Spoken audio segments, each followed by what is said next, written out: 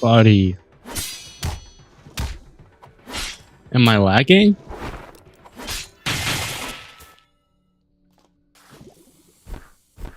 Freaking Scribble is harder than Chaser.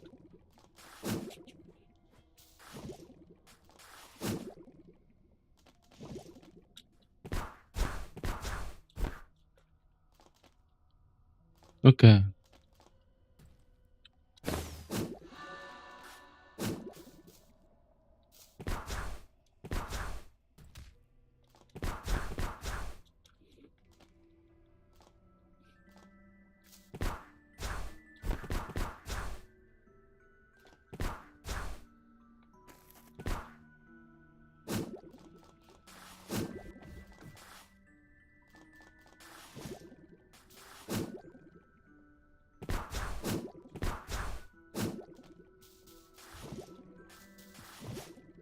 If I wipe here, I deserve to wipe.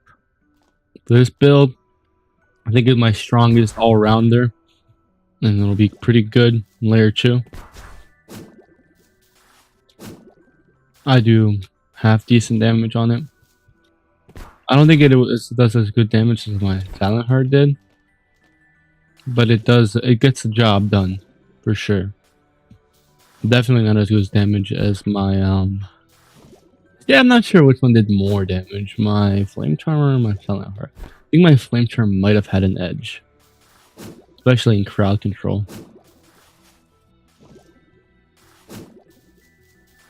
Versus my Silent Heart, which was great against. I don't know about Gray. I think I would have done way more damage if I had just done things differently in my Silent Heart. I think I'll do things differently in my Silent Heart this time. Next time I make it. First, I have to make my Flame Charm Thunder called Blood Rend, which is what we're gonna do now. Now that we're here at Castle Light, we're gonna go down layer 2, get Blood Rend real quick, because we're not Silent Heart on this, so we can get it. Yeah, because I'm pretty sure your Silent Heart, it just doesn't spawn the NPC to do it. I'm like 99% sure I've done Chaser on this. If I haven't, I'll go do him. Then I'll go to layer 2. Or actually, I'll come back up. Then go back, try layer 2. Oh, my bad.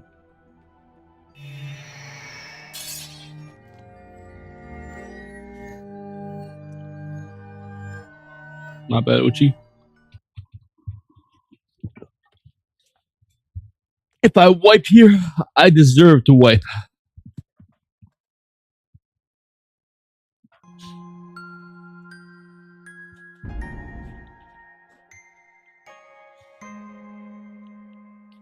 What enchant should I wear? What enchant should I wear? We have Gluttony, we have Fury, we have Providence, we have another Gluttony. We have nothing. Yeah, we have nothing.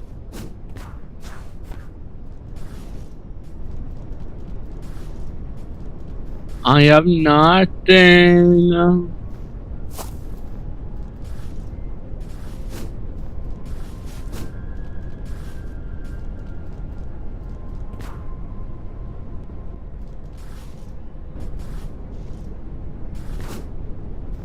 It doesn't have survival, so we don't have to be fast about this. You can't just sit around and do nothing. We have no life king. I think our best is Vampirism. I think that'll do us some good. I mean, it doesn't really matter. Like, this one has pretty shit armor, but I'm gonna use this one for now, I guess. I don't really need it, because I can just go, like, you know. Oh, that's obviously the wrong button. I'll just go like that.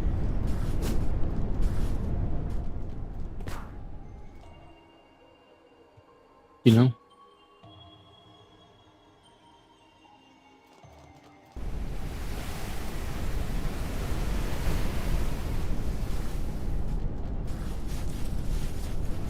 But yeah, the orange shrimp joe. Probably use it against this boy, Bone Keeper. I don't have brick walls, so I cannot be hit at all. And that means the Bounder nest is gonna be so much harder.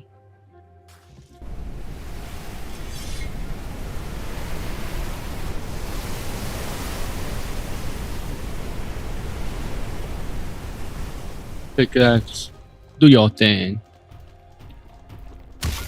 Oh shit, thanks.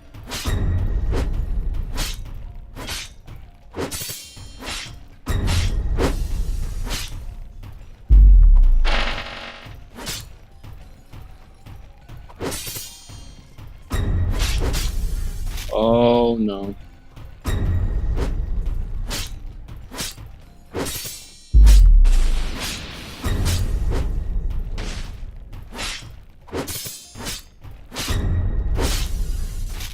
Dumbass.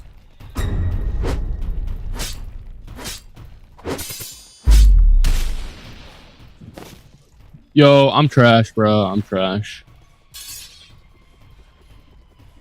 I have Onslaught here. I'm not using it though.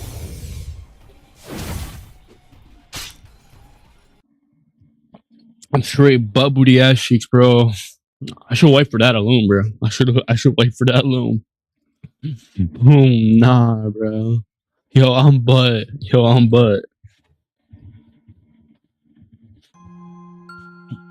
Freaking got cooked up by a bone keeper, bro. There's no way.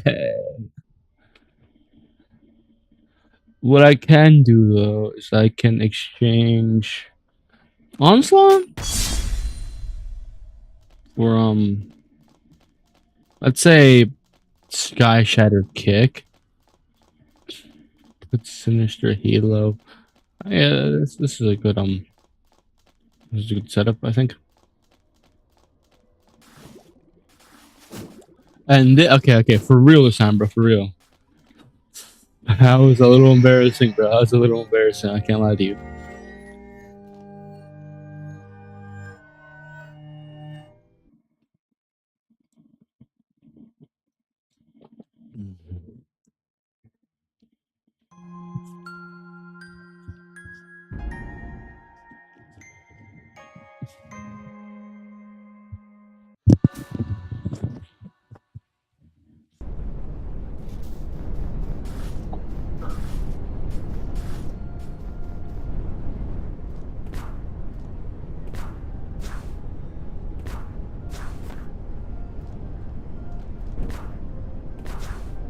All right, I think I'm just butt now.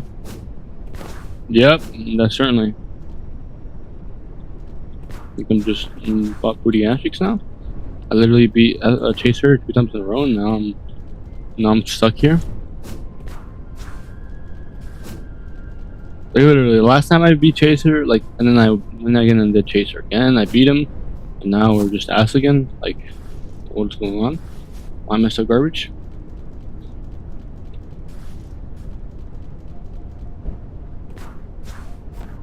What? Yeah, I guess, bro. I guess. I suppose. We're gonna freaking die. Parasites. I'm so fucking slow. But yo, wait. Alright, good, bro. I got a little. I'm scared that I forgot it. I think if I like do the library code like maybe like 3 times, I'll perfectly remember it every time. Not mess it up a single time. But like under pressure, you tend to forget things. Like even if you would normally be good at remembering a bunch of stuff, under pressure, you're gonna like be like, oh well, I can't remember. You know? How do people try to trick you up like that?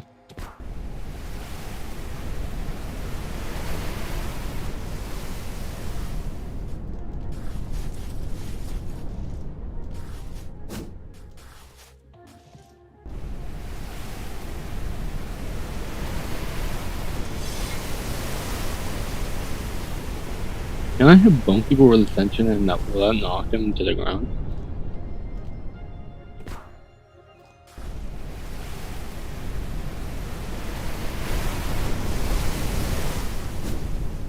I need to get Ethron Gaze on this road. I'm lying.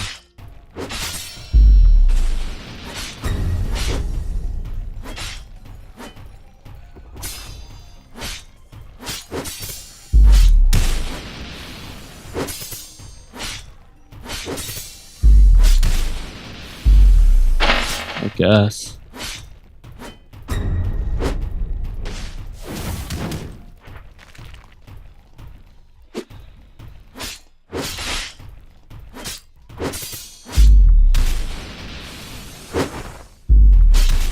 Yo, can you stop? There we go. Freaking getting cooked up by a bonekeeper. GG's bonekeeper.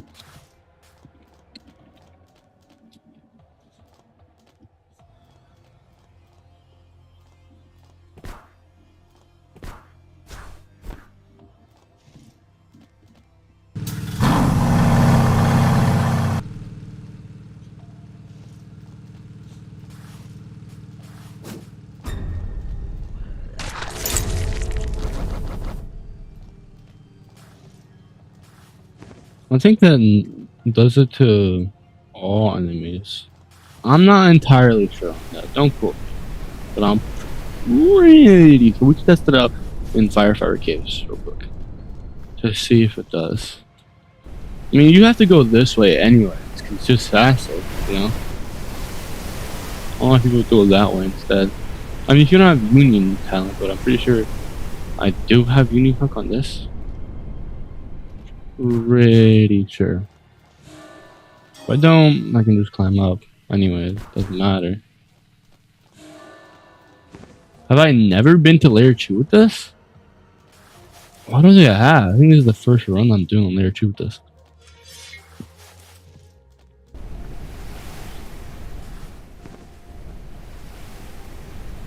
In the bar next to Rhea, he's gonna have to solo chase her by himself. Gonna have to solo Ethron by himself. Do I have it? I don't think. I think pretty sure this hook is literally useless. Genuinely, straight up useless.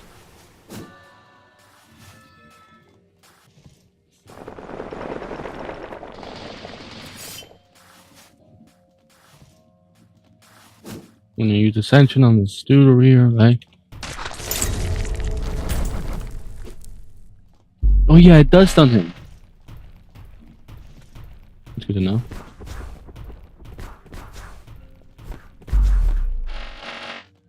Because he wasn't able to move. Or maybe I'm just tweaking. I'm pretty sure it stunned him.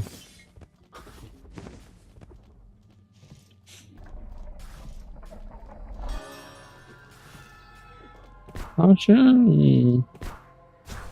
Not sure.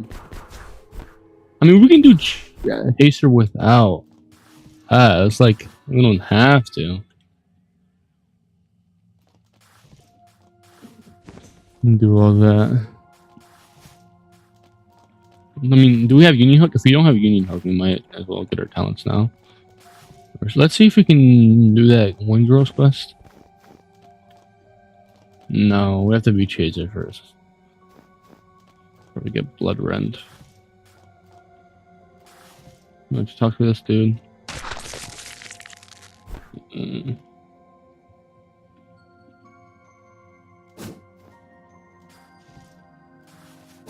You get Ethron's Gaze and it just becomes easier, I think.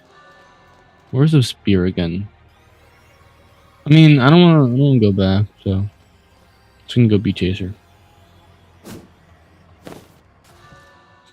I just don't really care. I don't wanna go back and whatever. That's not necessary if you remember the route. Maybe we'll get it another time, but like really not necessary.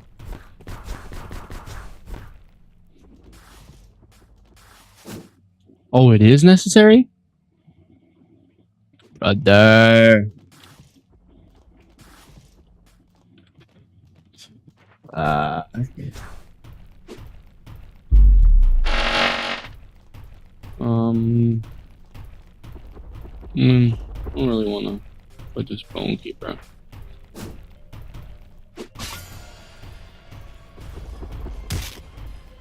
You got to put this bone keeper.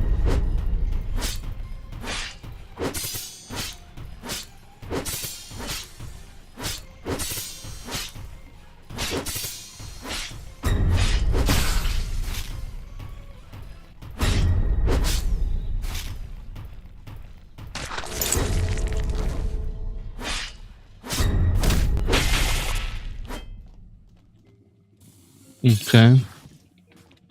Well,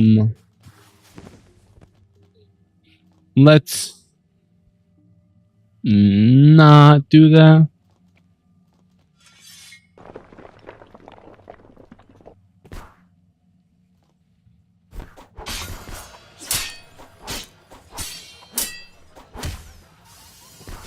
Man, who are you? How can you hit me, but I can't hit you?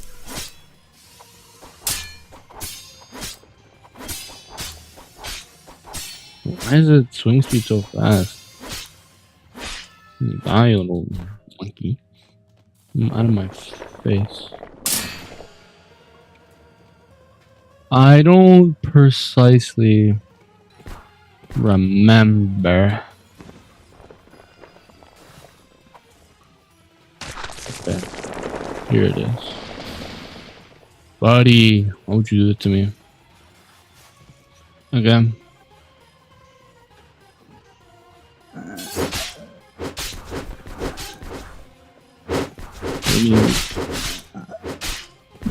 Buddy, let me out. I wanna be here. Those are annoying as fuck, bro. You know what? Just for that. Oh, never mind. They're all out. They're all out. Yeah. I didn't say nothing.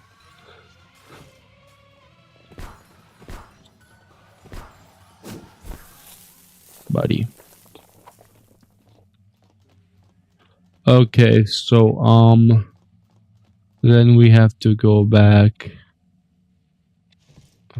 No, this is not the right area. Hey, look, a free health back. I think we have time now.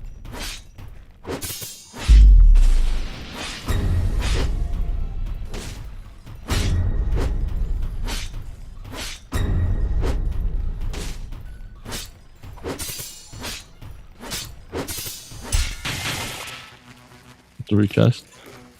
Okay. Does that say 8 minutes? Okay. Buddy. What? Or am I? I went the wrong way for sure.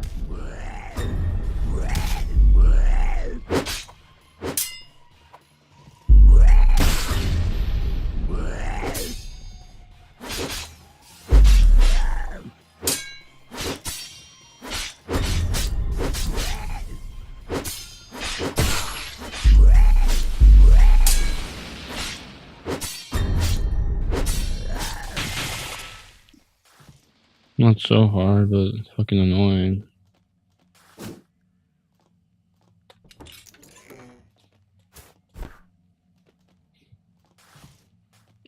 Okay, well now I know that's the wrong way.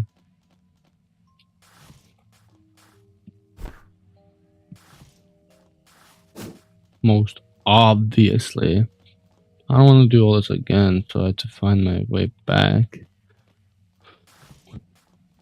If I do not make it out in time. Okay, so it's just here, right? How do we get back again?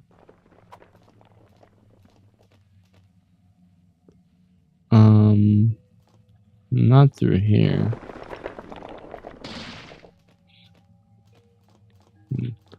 I don't think they're here either. I'm a little... I know this is here, right?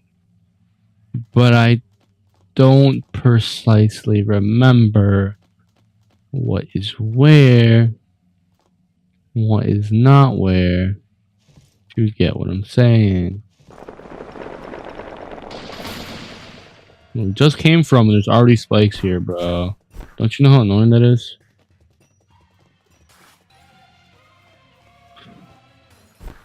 I think this is back up or something. And I can probably make my way back.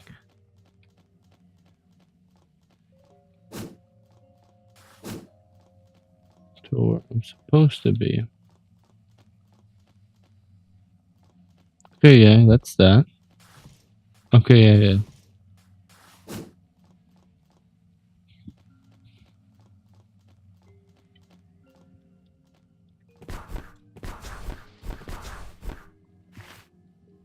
Man, I just wasted so much time. I mean, I could probably go do that, but I don't want to risk it in the boundary nest. I really don't, you know? I just want to get my talent, get out of here. Let me have light hook. Buddy. On my ass.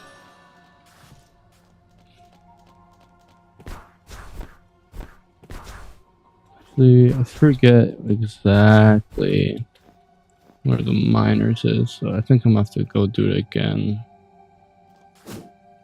Oh, did I not talk to that guy? No, I did talk to that guy. I'm gonna have to go over here to this dude. Mathorn's gaze. Let's see if that gets us anything. No. Let's go up for now. Because I thought you could just go without it, but apparently not.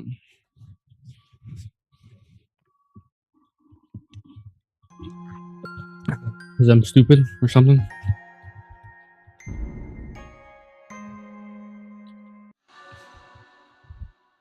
We're in Georgia. Just read butt.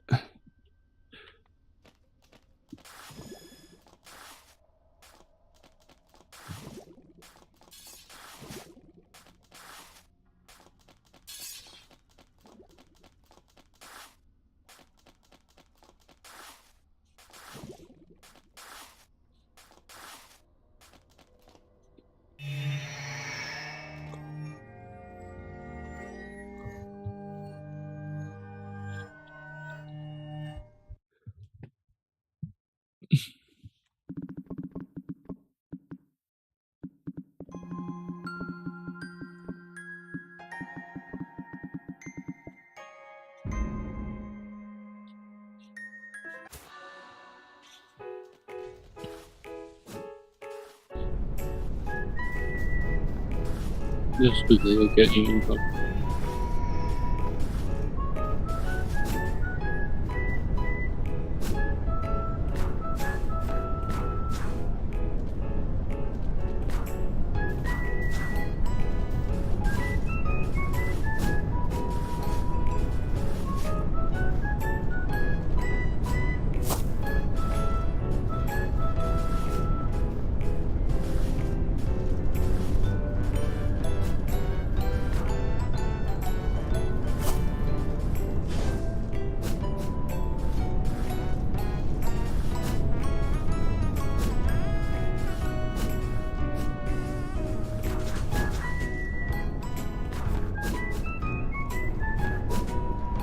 Sei. ¿Qué pasó?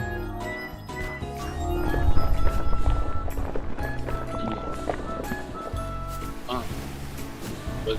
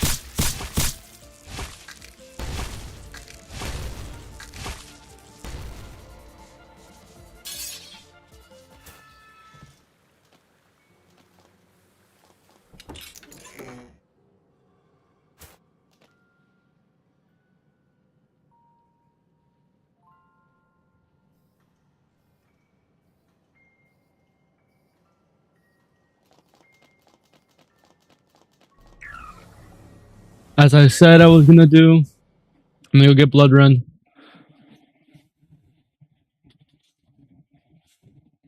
No bell. I did it with no bell. No bell.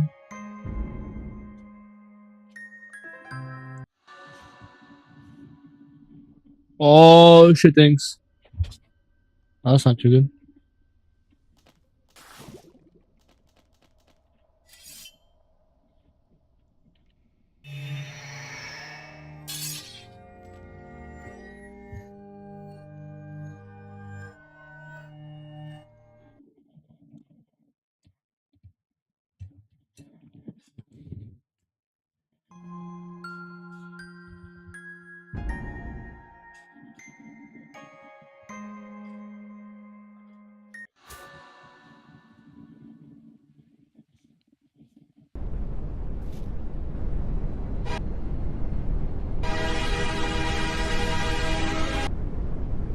Help with smooth and safe traffic flow.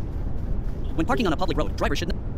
The right-of-way rules is to A. Regularly Si remove traffic tú signals from vienes roads to improve otra. deficit. B. Avoid crashes in school zones by helping school buses. C. Make road rules difficult to understand. D. Help with smooth and safe traffic flow. D. Help with smooth and safe traffic flow. When parking on a public road, drivers should not A. Set the parking brake and shift to reverse with a manual transmission. B. Always check traffic behind them before getting out of the car. C. Make sure their vehicle cannot move. D. Leave the keys in their vehicle before leaving it. D. Leave the keys in their vehicle before leaving it.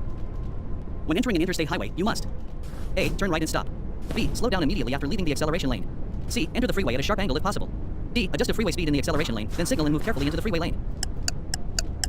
D. Adjust to freeway speed in the acceleration lane, then signal and move carefully into the freeway lane. This road sign means A. No passing zone. B. Divided highway ahead. C. Flatter ahead. D. Merging traffic. And the answer is B. Divided highway ahead. When driving at night, drivers should not use lane lines as visual guides and look quickly to check the other vehicle's position every few seconds. B. Use headlights between the hours of sunset and sunrise. C. Use high beam headlights within 500 feet of oncoming vehicles. D. All of the above. C. Use high beam headlights within 500 feet of oncoming vehicles. If a driver reaches an intersection where she wishes to make a right or left turn and is not in the proper lane, she should F. Come to a complete stop and wait until the intersection is clear. B. Use the turn signal to indicate their intention to change lane. C. Drive to the next intersection, then make the turn from the proper lane. D. Make a U-turn and go back to the intersection. C. Drive to the next intersection, then make the turn from the proper lane. A flashing red light at an intersection means A. Stop if you can. B. Stop and yield to other traffic, then go. C. The red light will soon be yellow. D. You have the right of way. Other traffic must yield to you. B. Stop and yield to other traffic, then go. This sign means A. The road may be slippery when wet. B. No turns are allowed on this road. C. Narrow road ahead. D. Series of curves ahead. And the answer is D. Series of curves ahead. All cars must have two red taillights mounted on the rear, visible from how many feet away? A. 500. B. 150. C. 1000. D. 50. C. 1000. You are driving a vehicle with automatic transmission. When you park on a hill, you should shift the transmission into park before setting the parking brake. B. Turn your wheels so that if your car starts to move, it will roll away from the curb. C. Set the parking brake before you place automatic gear shift in park. D. None of the above. C. Set the parking brake before you place automatic gear shift in park. Which way should you turn your wheels when parking facing uphill where there is a curb? A. Turn wheels to right. B. Any of the above. C. Turn wheels to curb. D. Turn wheels from curb. D. Turn wheels from curb. This sign warns ahead. A. Of a reduction of lanes. B. That a divided highway ends. C. That a reversible lane starts. D. Of two-way traffic. And the answer is D. Of two-way traffic. When they see a pedestrian with a white cane crossing the street ahead of them, drivers must F. Look for a trained guide dog. B. Call the police. C. Get out of the car and help that person. D. Come to a complete stop. D. Come to a complete stop. Two drivers reach an uncontrolled intersection at the same time. Who has the right of way? A. No one. B. The driver on the left. C. The driver on the right. D. The driver who does not control the car. C. The driver on the right. If you are following a truck, you should F. Position your car so the truck driver can see you in his side mirrors. B. Maintain a safe following distance. C. Stay out of its blind spot to the rear. D. All of the above. D. All of the above. This road sign means A. Do not block intersection. B. No right turn. C. Low clearance. D. Yield the right of way to oncoming vehicles. And the answer is C. Low clearance. If another vehicle is passing you on the left-hand side of the road, you should A. Honk your horn. B. Increase your speed. C. Move to the rightmost lane. D. Allow the other vehicle to pass safely. D. Allow the other vehicle to pass safely. Crosswalks are A. Used to indicate railroad crossings. B. Generally used for regulatory signs. C. Used to indicate nearby cafes. D. Pentagonal signs used to indicate school crossings. A. Used to indicate railroad crossings. The average perception time for an alert driver is 0.25 to 0.5 seconds. B. 0.75 to 1 second. C. 3 to 4 seconds. D. 1 to 2 seconds.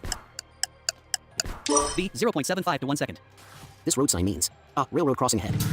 Side road ahead. C. Crossroad ahead. D. No passing zone ahead. And the answer is C. Crossroad ahead. When leaving an interstate highway, you must A. Make a last-minute turn if possible. B. Slow down before turning into the deceleration lane and check the posted safe speed for the ramp. C. Increase your speed after turning into the deceleration lane. D. Slow down as soon as you are off the expressway. D. Slow down as soon as you are off the expressway. How can you prevent fatigue on a long trip? A. Plan to drive long trips with a companion. B. Get enough sleep. C. Schedule regular stops. D. All of the above. D. All of the above. Charos. F. Indicate to bicyclists where to ride. B. Alert drivers that bicyclists may be on the road. C. Discourage bicycling in the wrong direction. D. All of the above. D. All of the above. This road sign means A. Work zone ahead. B. Road ends ahead. C. Yield a right of way. D. Flagger ahead. And the answer is A. Work zone ahead. Which of the following is not true about ABS? A. It improves the steering ability. B. It improves the vehicle stability. C. It helps increase your stopping distance. D. It's an automobile safety system. C. It helps increase your stopping distance. When driving at night with no other vehicles ahead, a driver should use A. Low beam lights. B. High beam lights. C. Parking lights. D. Emergency flashers. B. High beam lights. Aggressive driving includes A. Quick lane changes without a signal. B. Yelling, honking, gesturing at other drivers. C. Chasing or challenging other drivers. D. All of the above. D. All of the above. This warning sign A. Provides advance notice to upcoming speed limit change. B. Shows the current speed limit that all vehicles traveling in the direction of the arrow must not exceed. C. Indicates the suggested highest safe speed.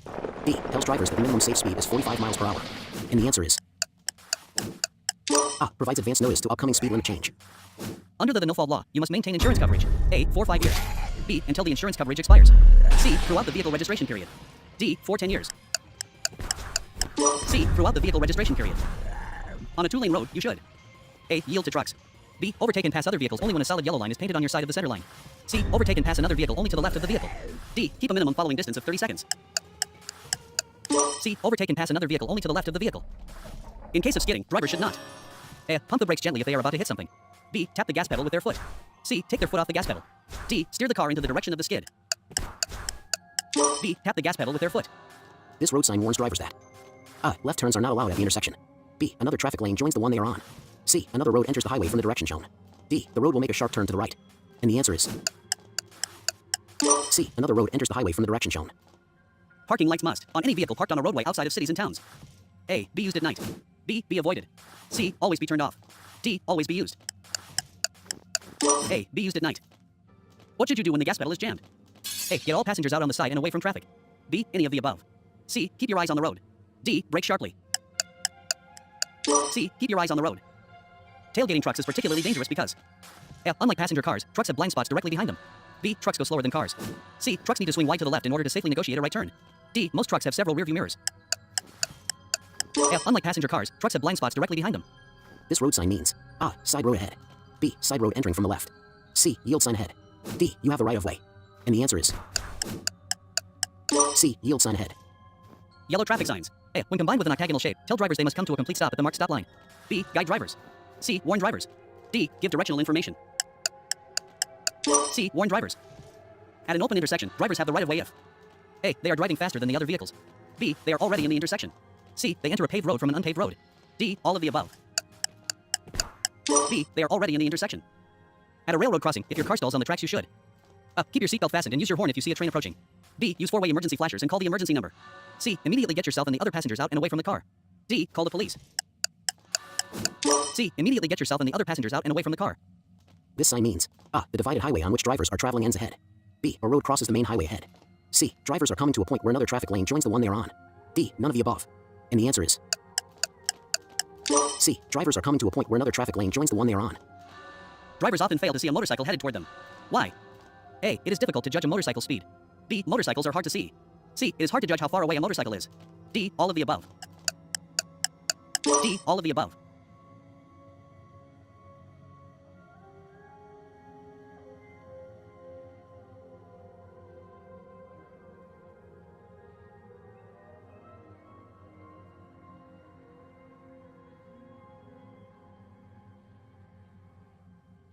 Red light indicate. Stop and proceed with caution when all is clear. The low beams of your vehicle must be placed from dusk till dawn. When there is fog, rain, or smoke, you should use your low beam highlights. If you approach a stop sign, you should come to a complete stop before the crosswalk. If you are stopped at an intersection with a red light and traffic blocks the intersection when the light turns green, you should only proceed when the intersection is clear. A flashing yellow light at an intersection tells you that the driver must slow down and proceed with caution. A red triangle tells drivers to yield. If two drivers arrive at an intersection controlled by a four-way stop sign at the same time, the driver on the right has the right of way first. If you unlawfully obtain a handicap parking certification to park, you will be imposed a fine of $500 and up to 6 months in prison. If you approach an intersection with broken traffic lights, how should you proceed? Just like a four-way stop sign. Every time you prepare to drive, before starting the engine, your vehicle must be in parking or neutral. When you arrive at an intersection and see a pedestrian with a white cane with the intention of crossing, you must stop completely and give way. Be careful when he approaches because he is blind. Always stop before turning right on a red light and look both ways to see if there are pedestrians or cyclists in the crosswalk. If you drive on a road where there are large puddles of water due to heavy rain, when using your brakes, they may not work properly. This is due to wet brake components. If a driver refuses to submit to a breath test or blood test for alcohol, your driving privilege will be suspended for 1 year. When you're preparing to drive before starting the engine, you should make sure you close all the doors of your vehicle. This sign warns us of a low area on the road ahead. Drivers sometimes adopt incorrect ways when driving. The correct way to drive is with both hands holding the steering wheel. If you approach a railroad crossing without control signals, you should be prepared to slow down and listen and watch for any trains that are approaching. When you drive on a street with double continuous lines, the driver must know that passing is not permitted in that area. Traffic signs painted red indicate regulatory stop signs. Stop. Do not enter. Wrong way. Yield. If a car suddenly cuts in front of you in your lane and is going to crash into you, honk your horn and flash your lights. Brake hard and maneuver your car to the right edge. Let me repeat that answer. Honk your horn and flash your lights. Brake hard and maneuver your car to the right edge. You are stopped on a railway line. The train finishes passing so you can proceed when you are sure another train doesn't come. This warning sign alerts us that there is soon a divided highway that begins. This sign means that later divided highway ends. Real quick, I made a driving TV off the drive, so you don't waste hours reading boring stuff you don't even need. This is straight to the point, exactly what they'll test you on. You know what to expect in the test day, what maneuvers they want, the requirements, everything. I even tested 100 real DMV questions and answers. You want to pass on the first try? Grab it now, link in the description. Can someone drink alcohol and drive safely? No one can drink alcohol and drive safely. There are intersections with control signals. I fucking hate bounders, bro. I hate bounders. Why are they so strong? Genuinely, bro. They need to get nerfed, bro. Immediately. Like, if there's any creature on this planet that needs an immediate and, like, devastating nerf, it's a bounder, bro. Like, I understand if I'm massive parkour, I might even deserve to wipe. Like, that might be true. But come on, bro. That's some bullshit. Yo, where's my Evan spear, bro? I literally came out with it, bro. You know what? Let's just make my support, bro. Let me just make my support, bro. All right. Now that we can beat Chaser with some some difficulty, but we can beat him now.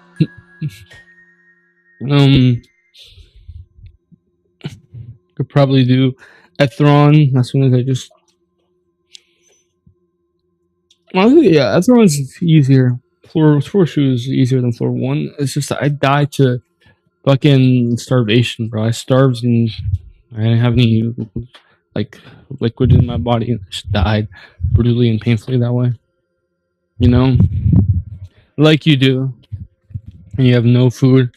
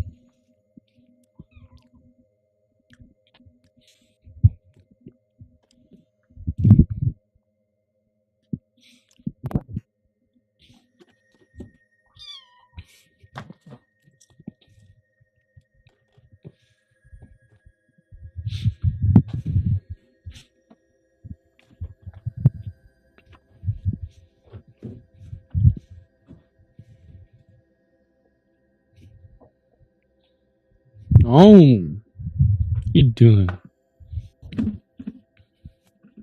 You want to get burned or something? Do you want us to walk on the hot grill or something?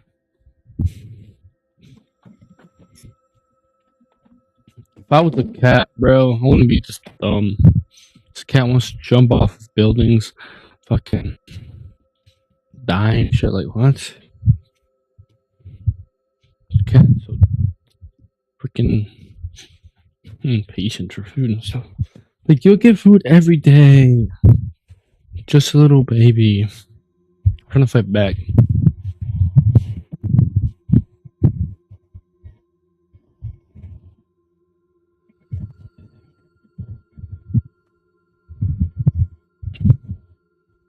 Your hands the frick off me.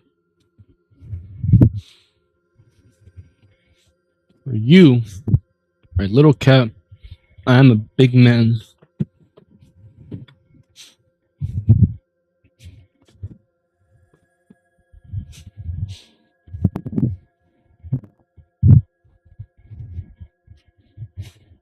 Shoot.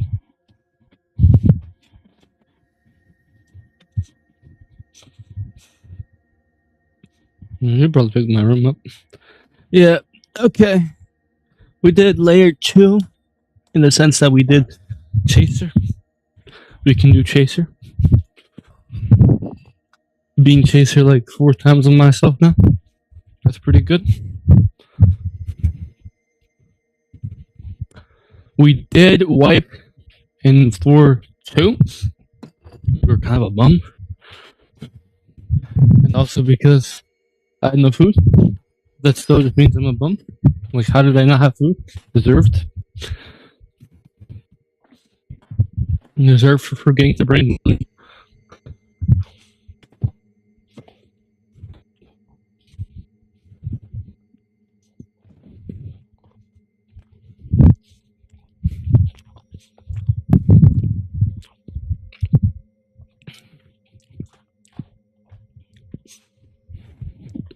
Like, I had 6 pieces of fish stew, and it was barely able to keep me alive. Just barely, bro. You know what I'm gonna do? Stomach.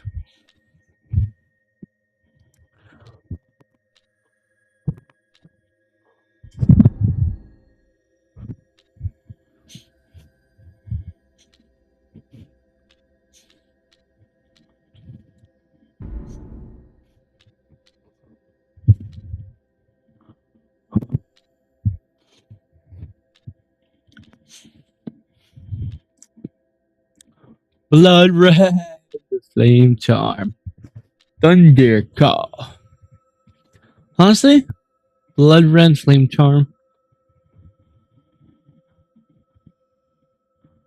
And then we're gonna get we're gonna make our name.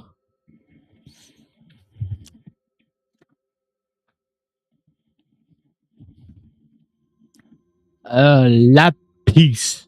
Lapis. No. No, no, no, no, no. Nosfa. Phos Nemesis. No, Apollo Pollux. Apollo the healer. Because yes, Apollo Pollux. We could go regular. No, we could go Dramarius. They don't have Trismegisterius. We could go Terrace or Theus. Theus might be good. The island of Phos. Is it the island of Phos? Where was Apollo born? Delos. I'm wrong. I mean, is there anything here that looks like those? I mean, this. Dallas. Apollo Dallas.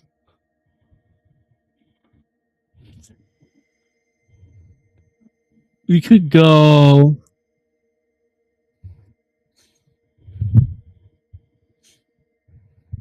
Yeah, Apollo Dallas works for now. If there's no Delos, Dallas will have to do. And then my boons and my flaws, obviously. We're actually gonna get loose change on this. We're gonna get not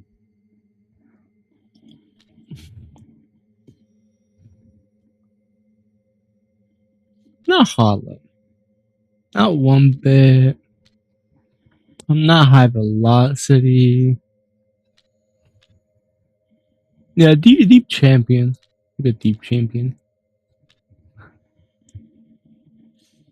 Yeah, that's fine. Doesn't really change my gameplay too much, besides making my trial to get out harder. Okay, the build we're going with, right? We're gonna go. I mean, what are we even gonna get at? We're gonna get a whole lot, but we're not gonna get a whole lot. Okay, we're not gonna go with Thundercaller's build, so of course, no Thundercall. We have 50 points. Or we have to reset this whole thing, right? Alright, so. We're gonna see how we're gonna make this build. Okay, so Flame Charm, we start at 1. Blood Rend, we start at 1. Then we're gonna have, let's say, we're gonna go Crazy Hamburger, okay? Is that optimal? Probably. All above. How do you get all above gods? Below. Above gods. Below. Okay. Requirements. 100 willpower, 100 intelligence. Now that's a little difficult. What does all above gods below do?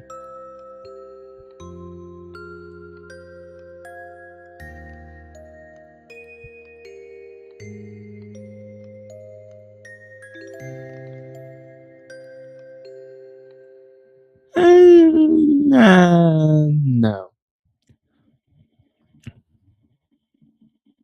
we're gonna go ahead and not go anything into intelligence, or actually we're gonna go 15 just to get that one talent, right? We're gonna go ahead and go. Should we go Flame Turbo 100? Honestly, I feel like we should. You know, no, we can't. We can't. We can go 60 or like 40. No, we have to go 50. We have to go 50. Then we can go 90 charisma.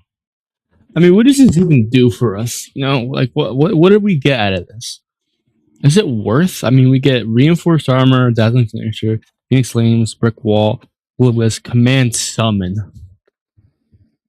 Those are our ones.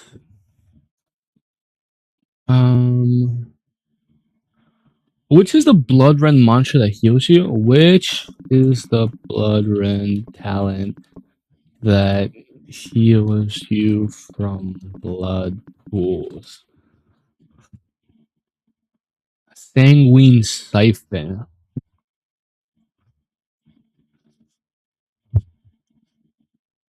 Gives you blood.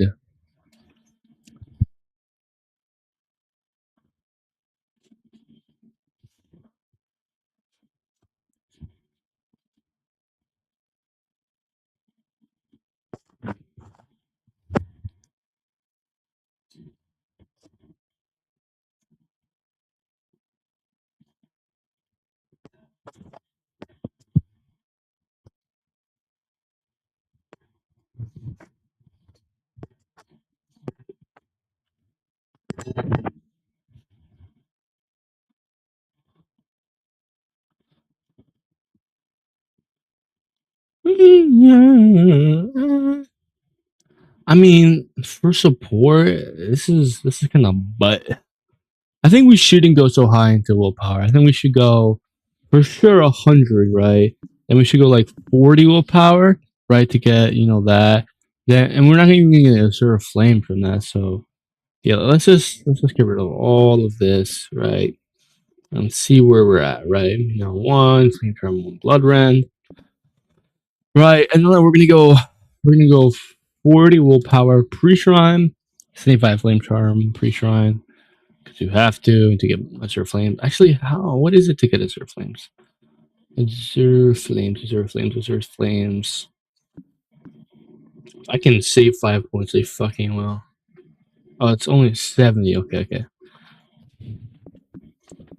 Alright, so 70, and then we're gonna go ahead and go Shrine into Blood Rend, right? We're gonna end up with all that, right? Then we're gonna go 100 Fortitude, right? And like at least 80 willpower, and we're gonna have like 70 blood rend, like I don't know, 7 agility, right? And now our talents will be nothing. No, for sure no. We can't get brick or not a scratch, of course, but everything else we just got. It's there. Rush Hour, the smell of blood. So skeleton to the finish, great support fishman, neuroplasticity, mythic ability, blood transfusion, golden tongue,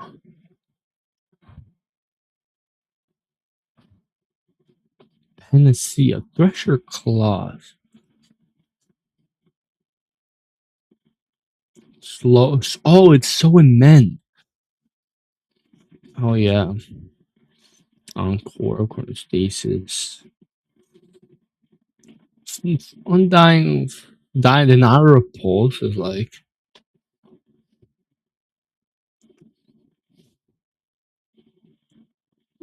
We're not going there. I mean, it is good, but it's not good,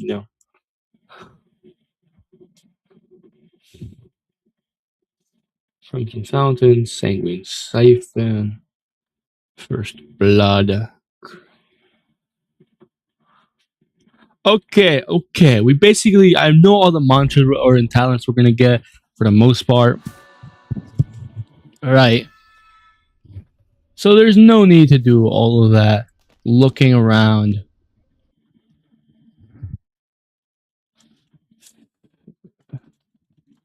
Oh, do some, but don't. Yeah. Bloodrun.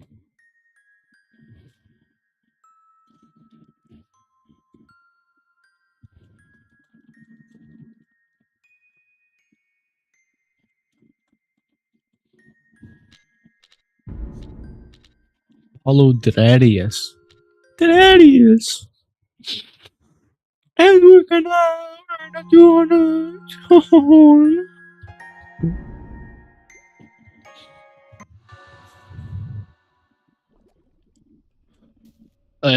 Yeah.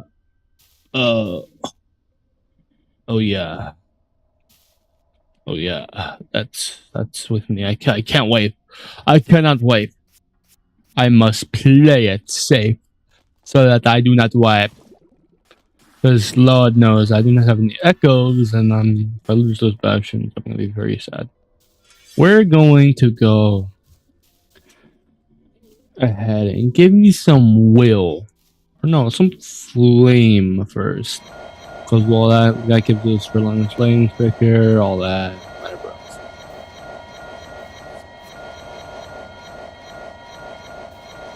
Flame charm pre-shrine is like insane to me. Because like, oh yeah, flame charm pre-shrine. That sounds a little demented. You know, attunement pre-shrine. What? Maybe I'm doing this wrong, but I think I'm doing this right. The door opens, and the world is your oyster. Don't say hi to your mother. That's fine. Well, You're not I won't fighting give now. you a hi, Okay. but I'll say bye, Ma. Take it easy today, all right? Don't rush coming back home. Mm-hmm. I definitely won't. And the door opens, and the world is your oyster. He's going to check his backpack and get everything squared away. He's got his, actual ODU fucking clothing set up in there for changing into his, slacks when he gets to the not slacks, like changing into his basketball uniform when he actually gets to where he's going. But he's got some classes first, so. Yeah, absolutely. Though actually today you don't have any classes. Today is a weekend. It's Saturday. Oh. So no classes for you. Just the game later in the evening, and of course your appointment with Mr. Marvolo. Right, that way. He's just gonna wordlessly point sideways to the place just to himself, and he's going to head down the street and make his way over to his appointment for his important material. Of course, of course. You head down Compostela on the outskirts of town, following it down, down, down. It's a long walk, but, for you, it's more like a warm-up. Probably jog some of the way. Yeah. And eventually you notice that you're getting closer. You see it pretty clearly. A large brick building. Looks like an old, maybe a factory or a textile mill or something along those lines. Now it looks abandoned. Or at least it would. Were it not for the tense heats and lights that are outside, the mingling of multicolored windbreakers and multiple layers of garbed homeless chic. Above the door, you see a familiar face. It is a man with a large, curling mustache, a megalomaniacal grin, a sweeping robe graffitied on to a wooden post. Below, in the doorway, is a man that you know as Terry. He wears sunglasses and seems rather small from so far away. You know that he's actually quite a large man. Will you cross the street to make it to your appointment? He's gonna check both sides because people in fucking Virginia don't know how to drive. That's very true. Sorry, my Maryland came out there for a minute. Oh no, don't worry. It's the same everywhere. No one knows how to drive. If it's clear, he's just gonna go. It looks pretty clear. And you cross the street. Only at the last second. Oh, loud. shit, And roaring right at you is an enormous RV. I'm gonna dodge. Dex Athletics now, difficulty 6. I give you 1, 2, 3, 4, 5, 6 with a 10. Oh my god, pop that 10 real quick. It is another one. Okay, with 7 successes, you can dodge whichever so way you feel so inclined. He's going to dodge towards where he's going and just kind of give a death glare back at the motherfucker who just tried to hit him. All right, you dodge, and presumably the RV hits the brakes. You look up at the passenger side. You see a curtain drawn, and then a black hand around the curtain. It pulls back slowly, and 2 inhuman eyes look down at you, and you realize it's a fucking chimpanzee. The fuck? Bill, if you would like to enter the scene. So Samson will hear the thudding of footsteps from within the RV as thundering out of the side door to this massive fuck bus is a schlubby, late 30s man, unkempt, but strangely put together. He looks like shit, but not in the way you might expect. Right. What the fuck are you doing? You jumped on the. You were in the middle of a crosswalk. You want to get killed, kid? Where the hell were you going, man? The fucking your RV was rolling down the damn hill. What the? You were in the middle of an open intersection. The light was green. What are you doing? What were you doing? 50? How fast I was going is none of your business. I could have killed you back there. Why don't you look where you're going next time? Yeah, that is my business, asshole. Not right now. Not right now. You're fine. Stay in the RV. Simpson is fucking irate as shit.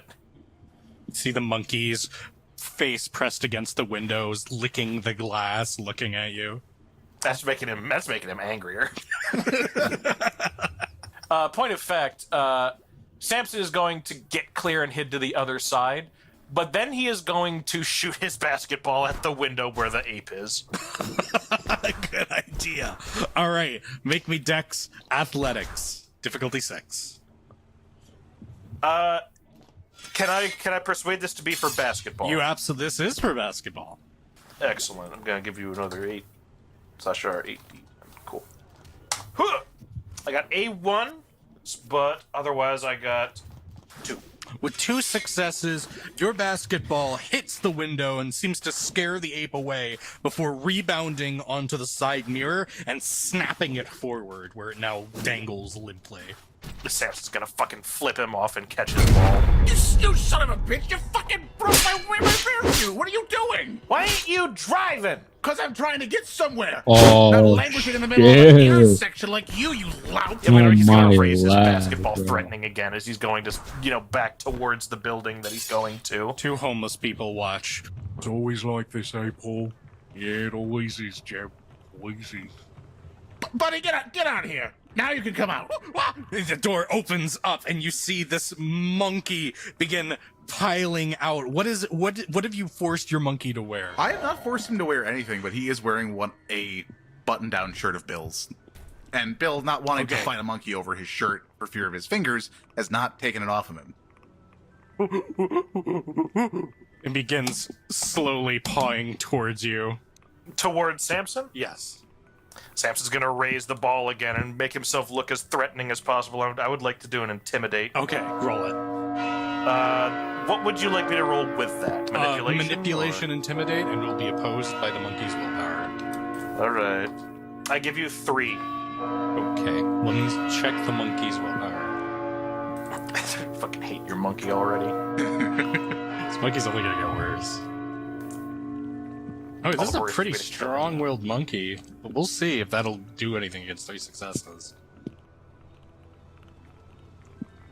3 successes! You are locked. It is a contest of alpha males. One of the human persuasion, one of the chimpanzee. And as you make yourself big and you hold your basketball up, you see the monkey reach into what seems like a back pocket of some sort and pull out a blicky. Okay, we can bring that out. We can put that away. We can put that away. Oh, it's on now.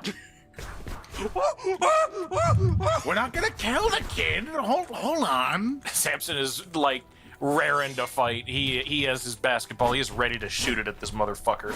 You see as You know Bill, what? as, while you were engaged in this argument, This is a really laggy server. I'm out of here. Is honking its horn behind you. It seems that you are all blocking the way.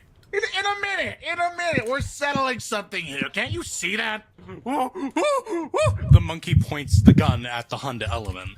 No, put the gun away. We don't need to put that. We don't need to have that here. Samson, will you take this opportunity to escape? He is going to do so as calmly as possible because he's not gonna like make himself look bad to a fucking monkey. All right. He's gonna go to where he's going. Bill, will you allow Samson to retreat? Hey, where are you going? You want me to bean, you stupid fucking ape? Call that thing off. No, I want you to fucking apologize to him. You Yeah, he's scared pointing him. a goddamn gun around. You pull him back or I'm gonna bean his skull. Hey, he's the monkey with the gun. I wouldn't want to fuck with that. The gun goes off in the sky as everyone is now looking at this intersection. I told you not to.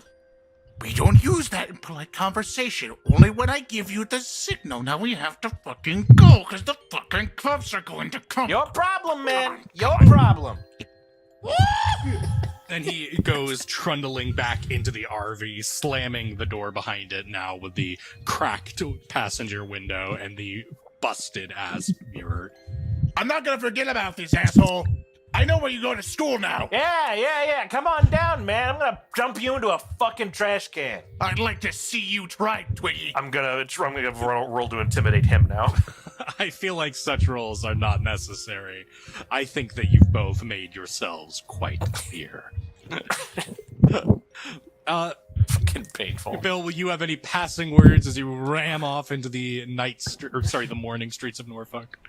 You better hope you never see me my ass again, or it's gonna be trouble.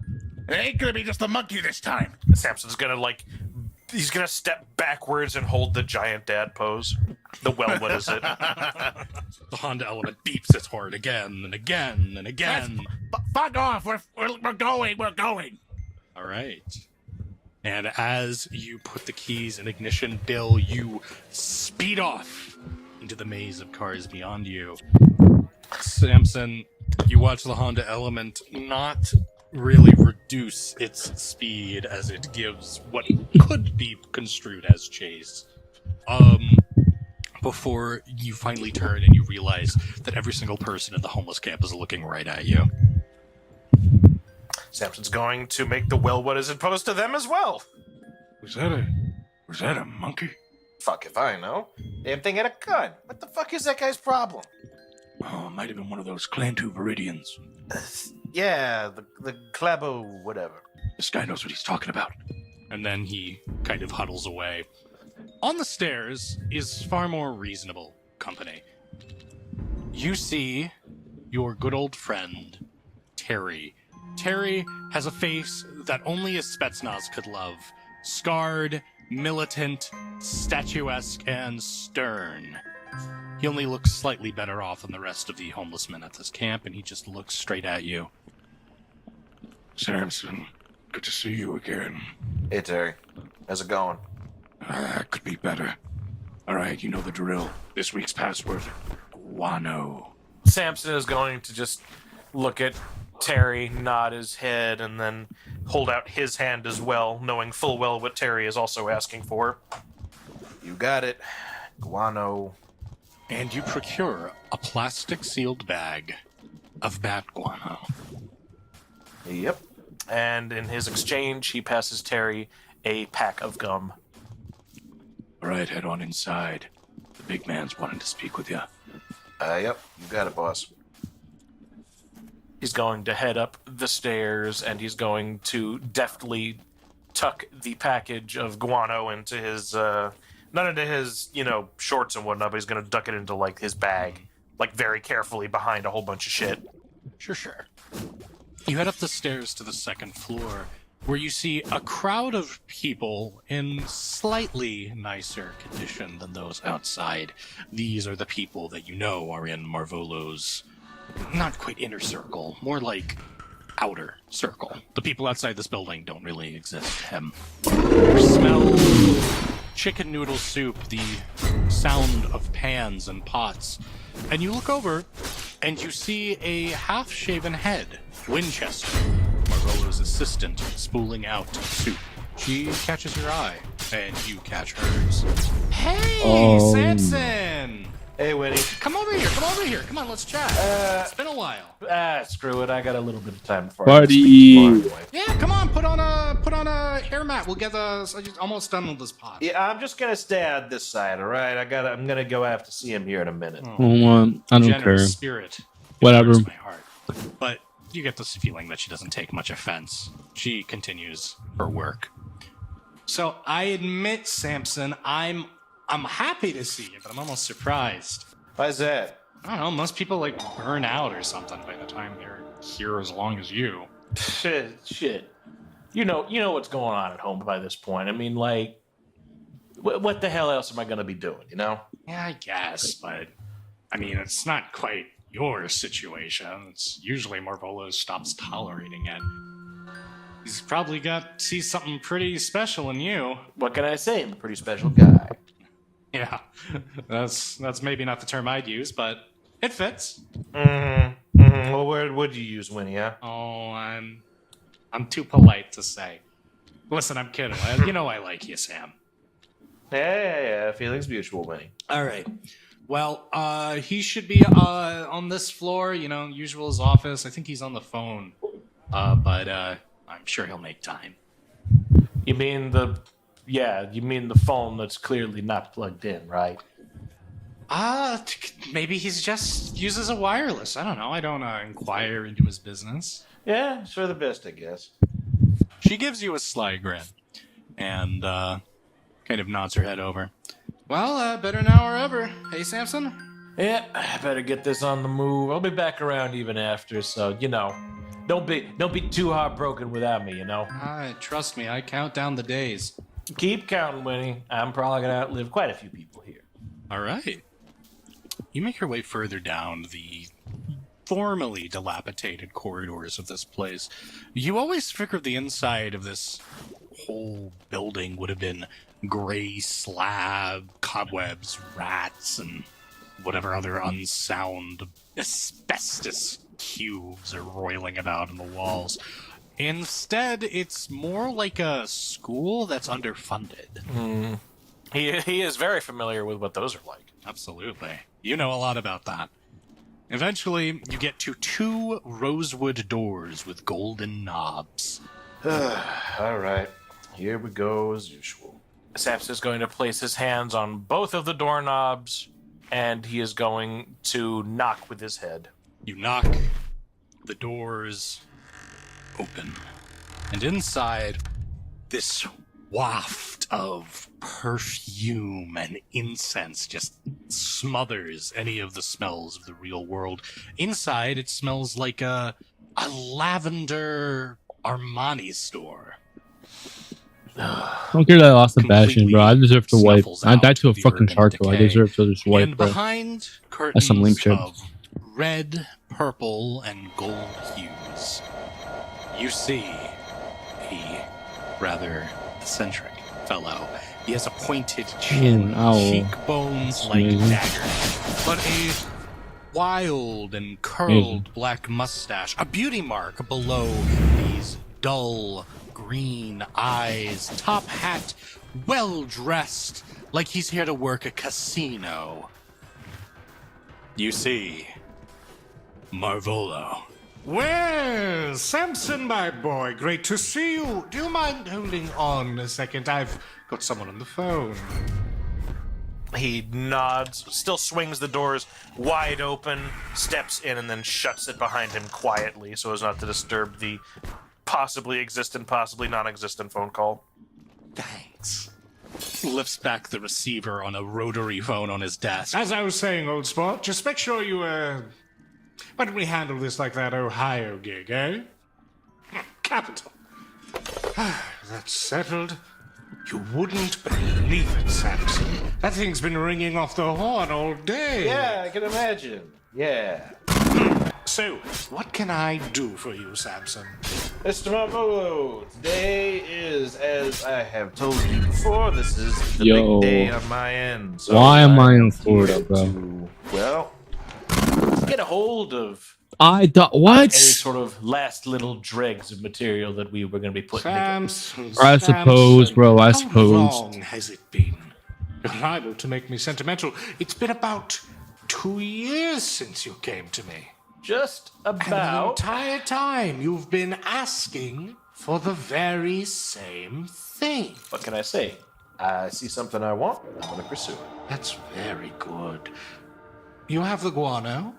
That I do. He's going to carefully extricate the baggie of dung from his pack. Right here. All right. You hand over the bag of guano that you and Terry sourced a few days ago. He holds it in his hand, Still warm. and as your hand is waiting expectantly, turns away, puts the guano on a shelf, before he comes around with a knife right in the middle between two of your fingers. It doesn't touch skin, but it penetrates the table. He's going to stare at Marvolo for a moment. He's going to flinch his hand very slightly, obviously, because he's not immune to this shit. Yeah. Problem with it? 2 years, my protege. 2 years. Always the same thing. Always for the basketball. I've heard them say ball is life, but this is just preposterous. Samson's going to open his eyes after closing them during the flinch. He's going to stare at Marvolo. What I spend my time doing is my business and my business alone. Isn't that what we discussed? Oh, absolutely it is. And that's why I'm still going to give you what you came for. I just want to urge you, now more than ever before, at the precipice of your dream, watch out, Samson. He lifts the knife up, twirls it in his hand, and you see it almost vanish in his grip. When he lifts his hand out again to you, you see that it actually has. Because I'll get you your unguents, your potions, the chant. But somehow, someday, you might find something more important than throwing your little ball around. And I might not be here to help you reach it. Samson's going to just tuck his tongue into his cheek as though he's trying to hold himself from saying something back to Marvolo. He hands you a parchment-wrapped package. It's addressed to you and tied together with some twine. That should be everything you need. Best of luck. Samson will gingerly take it from Mr. Marvolo's hand, and he will tuck it into his pack as he regards the magic man before him very, very sternly. Yeah. Best of luck indeed. If it doesn't end up working out, well, you know how it is. You can never predict what's going to happen. Never? I might be seeing you around. I'm sure you will. Or maybe we won't. Maybe we won't. Either way, you know where to find me. He doesn't turn, but he does back out, keeping his eyes firmly on Marvolo. He knows the score by now. His fingers twiddle at you as he makes a farewell gesture before, with a snap of his fingers, a large gust of wind seems to come through and slams the doors shut. Samson breathes out very sharply and then turns. As you turn to leave, something catches your eye. A piece of graffiti on a gray slab wall. A red hand grasping a burning inferno. Underneath, simple phrase, what the hand dare seize the fire. He'll cock an eyebrow at it, but he's, That not does so hyper-fixated much on it damage, just bro. yet. He's just kind of like passing it. He'll take in the artistic merit of this graffiti as he is leaving. Okay. Go ahead and, as you're leaving, make me a perception alertness. Okay, perception, alertness. I did not do not that much damage, bro. I would have waited. I'll give you 3. Alright, with 3. You make your way down past Winnie and the soup kitchen. You make your way out the front door. But as you turn to leave, as you finally break free of the encampment, you notice something just before you cross the intersection you came here from. There's a guy that just catches your eye. An older man with deep eyes and bags, black with sleepless nights. He just catches your eye for a moment, huddled in a tattered black blanket. He doesn't say anything, and you're a bit far away to start conversation without approaching. He's gonna regard the man, but he has places to be, so he's not really going to turn to engage with someone, despite the fact that this fella caught his eye. Alright. So, with that being said, you do have practice not long from now, just before the big game tonight. Whew, boy. Alright. You've made your way to your hometown, the Old Dominion Monarch locker room. He's gonna hit up the locker room and he's going to get swapped out into the basketball clothes, the shorts, the jersey, and he's going to tape up his bicep and his forearm and his hands as well. You begin taping yourself up. You begin preparing for the match later today, and you can spare a glance to the wrapped package. Let me see. He's going to unpack it at least, keeping near his locker, making sure no one else sees him. Mm-hmm. Probably going to use his locker as a shield and open up the package inside the locker. All right, sounds good. You rip it open. Inside, you see various plants, some perfumed unguents, a stick of charcoal. What do you want to use these for?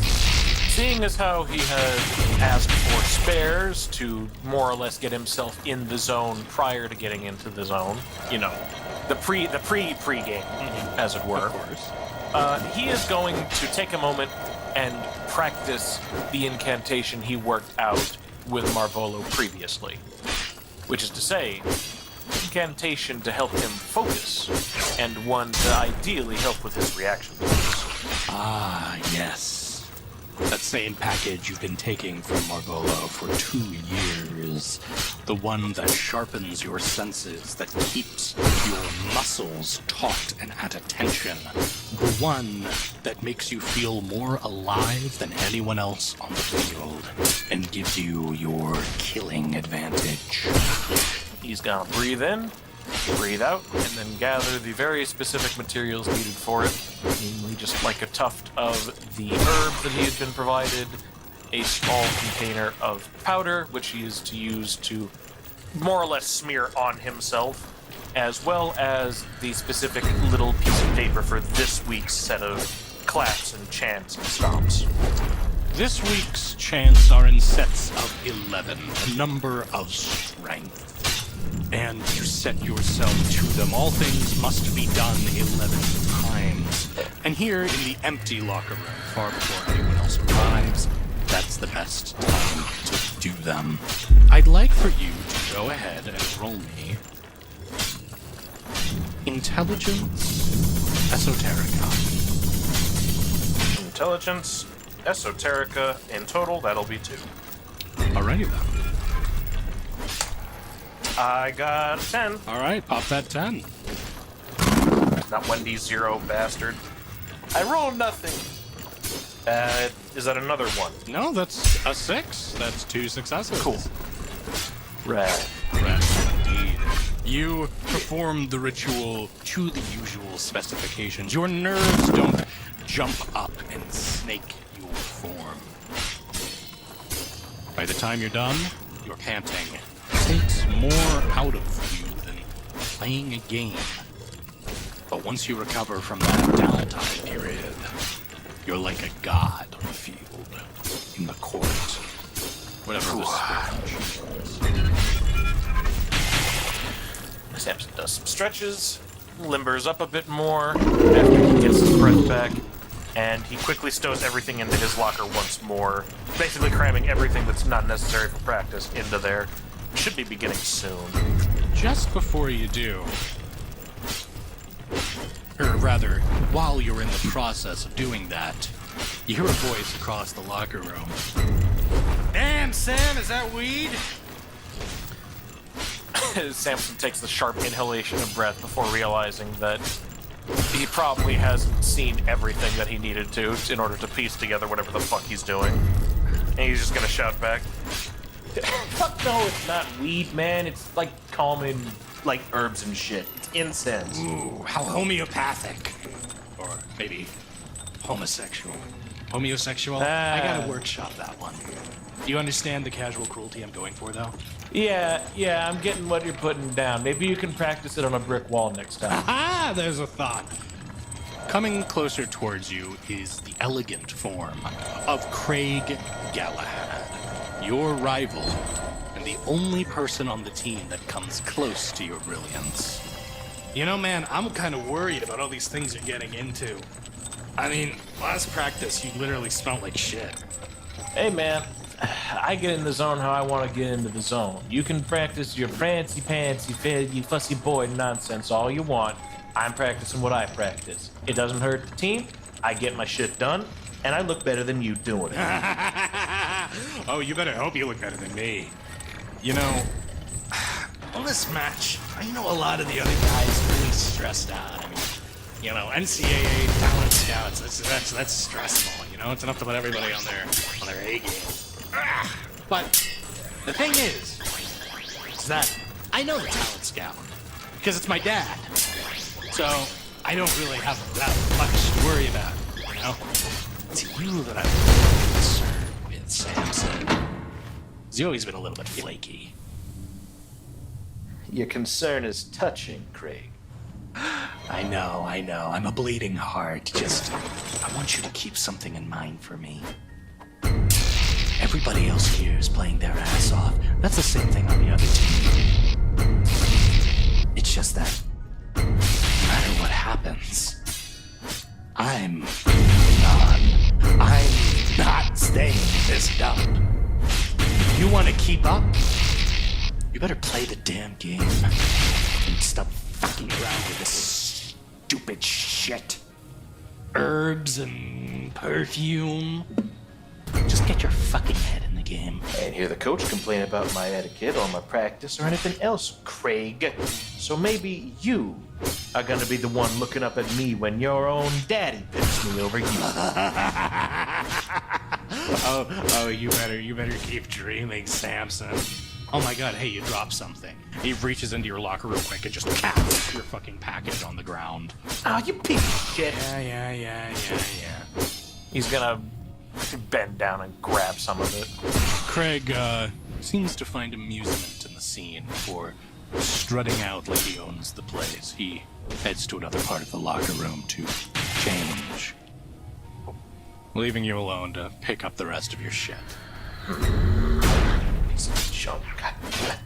Ah, fucking stupid. I gotta use it anyway. Whatever. Focus. The door opens behind you.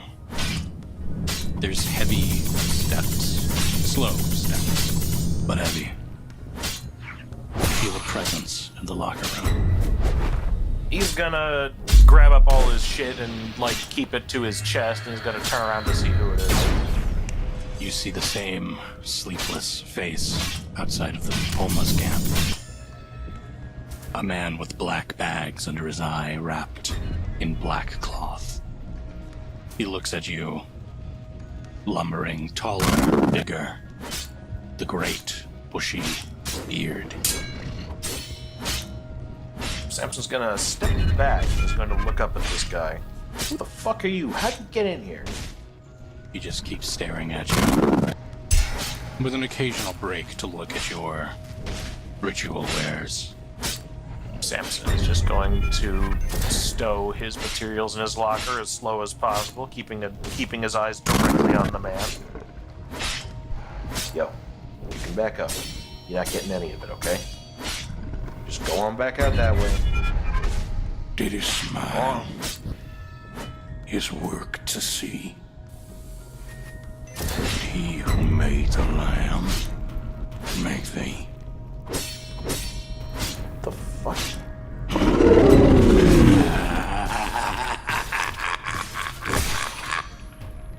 You blink.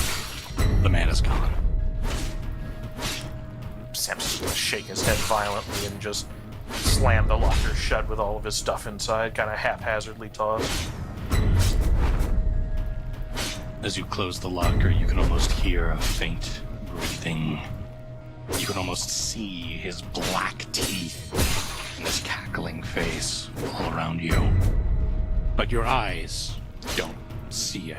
It's clearly not there. It's just lingering. He doesn't know how to make of it, so he's just going to try and psych himself back up and get ready for practice. Okay. A little while later, you're arrayed with the team. Got Craig Galahad and also all of the other greats and not so greats that make up the old Dominion Monarchs. Coach Weasel is blowing on his whistle as he slowly approaches. All right, team. You know what day it is. We're up against the James Madison Dukes, and let me tell you, they know exactly what's in for them. A world of hurt, a world of pain, a world of basketball! You know when I first served my deployment, I killed 6 men. I had people die under me! Well, today's gonna be a lot like that, kids. It's gonna be bloody. It's gonna be feral. You're gonna wish your mommy killed you in the crib. But if you got what it takes, you'll make it through the other side with scars. But you'll be alive. You'll be alive. Any questions? He's going to respond as the coach usually demands with a, "No, coach, sir!" Goddamn right, Cuddle. Listen, you and Craig, you've been our star players. But don't let that get you lazy. I've seen what laziness does to people. You ever seen what a corpse looks like when it's been baked through with white phosphorus? Coach Weasel was removed from his position 2 months later. Yeah, he's been removed a couple times, actually. He just somehow keeps coming back. Yeah, he's tenured. You're always told that there'll be a new coach next year, and it's always Coach Weasel. Motherfucker's got tenure. It's awful. He reaches into his pocket before pulling out photographs of white phosphorus victims. This is what lazy looks like! What the fuck are you talking about? He just has this shit on him? Yeah, he does. Why? Because he's Coach Weasel. He's seen some shit. Everyone seems to be taking the drill sergeant's appraisal of the situation pretty well. A few people are sweating. One looks like they may start crying soon. But the strong among you, you're forwarded, you're forged, you're ready for the day. All right. Now remember, this is an exhibition match. So for those of you who hesitate in the line of fire, this will not be counting towards the school's record. But if we lose, I'm still gonna have you drop down and give me 50. If we win, pizza party. Oh yeah, pizza! You goddamn right, Luigi! Now let's play basketball! The Warriors sport! Fucking Jesus Christ! What a situation he is in. He is going to get to practicing with the rest of the team. Alrighty then. You begin your practice, your drills, and before long they fold one into the other, into the other, into the other. You feel yourself starting to perform a bit lax at first. And then it starts to hit. Samson, I'd like you to roll me Like me too. 5d10, please. 5d10. All right. Difficulty 5. Looking at one success on that one. It should be working. It should be working. Why isn't it? You feel your muscles, they're usually taut, they're gripping, they're almost threatening to bulge out of your body when they're fully pressed, when your body, electric, is motivated towards your goal. But this time, it's lighter. You can't help but wondering maybe if the strange man you saw is still with you somehow. It's still here, but it's not much. Go ahead and make me Dex Athletics with 1 extra dice for the rest of the session. What's the difficulty? Difficulty 6, and because your specialty is basketball, no need to pop the 10. That's just 2 successes. So 1, Nice. 2, 3, 4, 5 successes total. Yeah. Basketball practice is easy for you. You find yourself in the zone regardless. You find yourself shining above your peers. You know that it's game time. The only one that comes close, of course, just right beside you, is Craig Galahad. Craig. Seems like you've got it in you, Samson. That's good. I was worried you were gonna go all Woodstock on us. Yeah, man, I'm not looking to give up that easy. Samson, I'd love you if I didn't hate you. Yeah. And you continue with practice. Practice is over before you know it, and soon you are lined up, the lights on high. Will Erica be attending? She will not. She's probably busy. Makes sense, makes sense. Don't want any distractions. You've had enough already. He gotta focus. People of Norfolk, get ready for basketball! The teams filter in, blue and green. It's you in the Old Dominion Monarchs versus the James Madison Dukes. And as the game begins, you see the first turnover, and you realize what kind of game this really is. You don't start really close to the ball. You find yourself a little bit back from the action on the onset. Aggression. That's what seems to be baked into you and all of your comrades. Hell, your enemies too. People see the ball, they rush for it. They want to hold it. They want to make the winning plays, but you notice something. There's a weakness at play, because these people go for the ball ruthlessly, but almost no one is making a shot they don't think they can hit. Almost no one is taking risks. And it's an incredibly aggressive game from both James Madison and Old Dominion.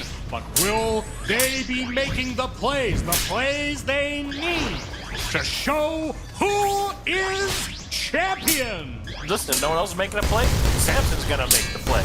See, for a moment, one member of the enemy team seems to be at a point where they could make an excellent long court shot. They look like they're gonna go for it, but their nerves get at them. They're dribbling in place. They're trying to see where they can go as people approach. You are one of such people. What will you do, Samson? He's gonna fucking charge. Fuck this shit. You guys are being pussies. He's gonna kill. All right. He's going to fucking kill that ball. Let's rock. Roll me. All right, what am I Dex doing? Athletics. I give you, because it's basketball, I automatically pop that, I presume. Yes. 4 successes. Let's see what your opposition's got for you. 1, 2, 3. He doesn't want to give it up. He doesn't want to hand you the ball. But you make a sick fucking play. How are you going to get it? He yoinks it, and he's suddenly gained control of the basket ball, and the other guy has not. He doesn't. Samson Tuttle of the Old Dominion Monarchs seems to be making a play. He steals the ball. What's he gonna do with it? He is going to do a layup. A half court play. That's not how that works. You see, I had an inkling this might happen. Hang on. No, I know enough about basketball. I can do this. Where the fuck are we on the You're in the court? backcourt. Okay, yeah. So he's going to dribble to the hoop, and he's going to prepare to do a layup. We know so much about basketball. Sports ball. All right, you're sporting. You're sports balling. You were going for a layup. Why don't you make me one such more roll? Ooh, I ding 2, but I make 5. I make 6 actually. So But there's a shape coming to intercept you. Something approaching you fast, like a tiger. see, we play in basketball. Jesus Christ. Fuck. He does Let's see.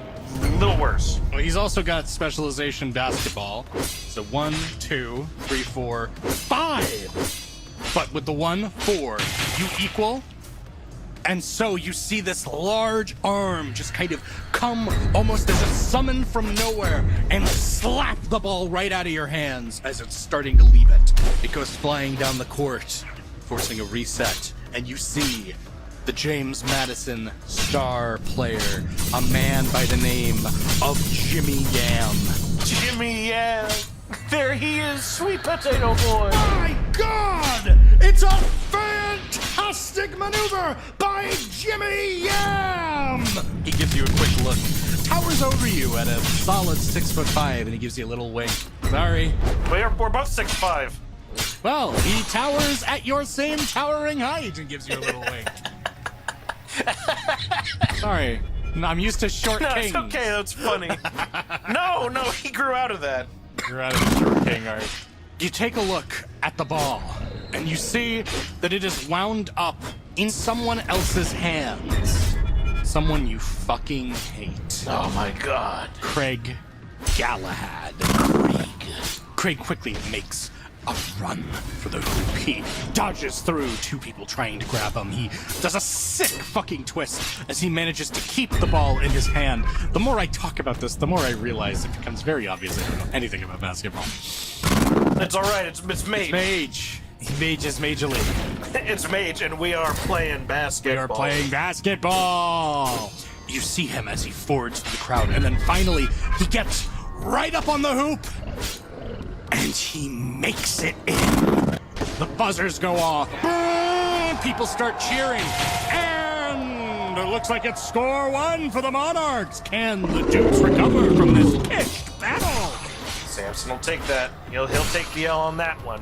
You know, unlike Craig, he had some difficulty with people at the end of the hoop. So in fact, he's going to internalize it to himself and say, "Yeah, no, it's all right. We got this. He got there because I cleared the way." Piece of shit, taking up all the fuming to That's himself. what I but he's call continuing on. teamwork. Yeah. This time, you're in the center of the court. It's you in center circle, half-court line. You and Jimmy Yam. The 2 real stars. Tuttle versus Yam. He's in front of you. He's going to do everything in his power to stop you. It's time for another roll-off. Shusting. Ooh, that's a damn good roll. Jesus Christ, look at that. 1, 2, 3, 4, 5, 6, 7, 8. Oh. For Jesus Christ. So that's 8 versus 6. You are form. For a moment, the entire court falls away. Instead, there's just you. You, the ball, and the net. And you won't be satisfied until this ball goes careening through the hoop. And so you will it. So it is. And it's another goal! Go! And another goal! It's a touchdown! It's another, what do they call the basketball? Sports! What's not sport? It's the sports thing! Okay, Google! Basketball score terminology! Yeah, let's find out for once and for all. The basket. Points! The point. It's a basket! Wait, it is called a goal! That's fine! It's a basket! And Samson does it! And that's another few points on the board for the Old Dominion Monarchs! you once again return to the reset. The crowd cheering. Maybe by doing that, you've allowed yourself to be seen. Maybe now you can rest easy. Will you? He's got to look better than Craig. He's got to look better than Craig to his dad. So he ain't giving up just yet. He's gonna push himself. He's got to keep going. Right, you do. It ain't over yet. It's time for the turnover. It's not you this time. Instead, it's Yam and some other person from your team, someone far less skilled than you. Of course, the ball winds up in Yam's hands. Of course, he makes mincemeat of the opposition. Of course, he's back down by your side of court. And of course, he's here to make the goal. He begins winding up for it. He has it in the palm of his hand, and as it leaves, bam! The hand of Craig smashes the ball into the ground, preventing yet another score. Crowd, of course, is amused. Of course, those in the bleachers cheer, but he makes eye contact with you as the court again resets. You see what I'm fucking talking about, Tuttle? More of that, please. Samson's gonna just give him like a cockeyed look, like, I didn't see someone of your caliber making a 3-point shot, so, you know, what the fuck you want, dude? Tension sparks again. This time, it's you and not their star player. It's a more diminutive person, about a mere 6 feet of height. Your 5 inches give you a clear edge. Yeah, fucking manlet, 6'5" versus 5'11". Are you ready to take the ball? Fuck yeah, he's ready to. He's gonna kill this man. Rock. Blast! Not very It's good. a sloppy one, but you managed to catch it at the tips of your fingers, roll it down your hand. You've made it, and you begin peeking ahead of the pack. Again, the crowds begin to form, though. Again, your specter, Jimmy Yan. And again, you see Craig there to receive what could be a solidifying move, something that could solidify your victory here on this basketball court. Samson's getting a little tweezed by this point because it's not like he's losing out, but he's definitely mad that shit's not working out. His mind's drifting a little bit to like just how the systems that he's been trying to perform have not been granting him the edge he was looking for this whole time. Jimmy Yam's quick on you again. We meet again, he says, as he trying to get over you, trying to make sure you can't do anything. He's keeping the ball close to him. He's dribbling it and keeping it far away from Yam's hands. He needs an out, so Tuttle, he's thinking. Tuttle, I'm open! Tuttle! Damn it! Yo, we're so fucked. He's gonna shoot violently towards Craig because he's like out of sorts. He is off balance.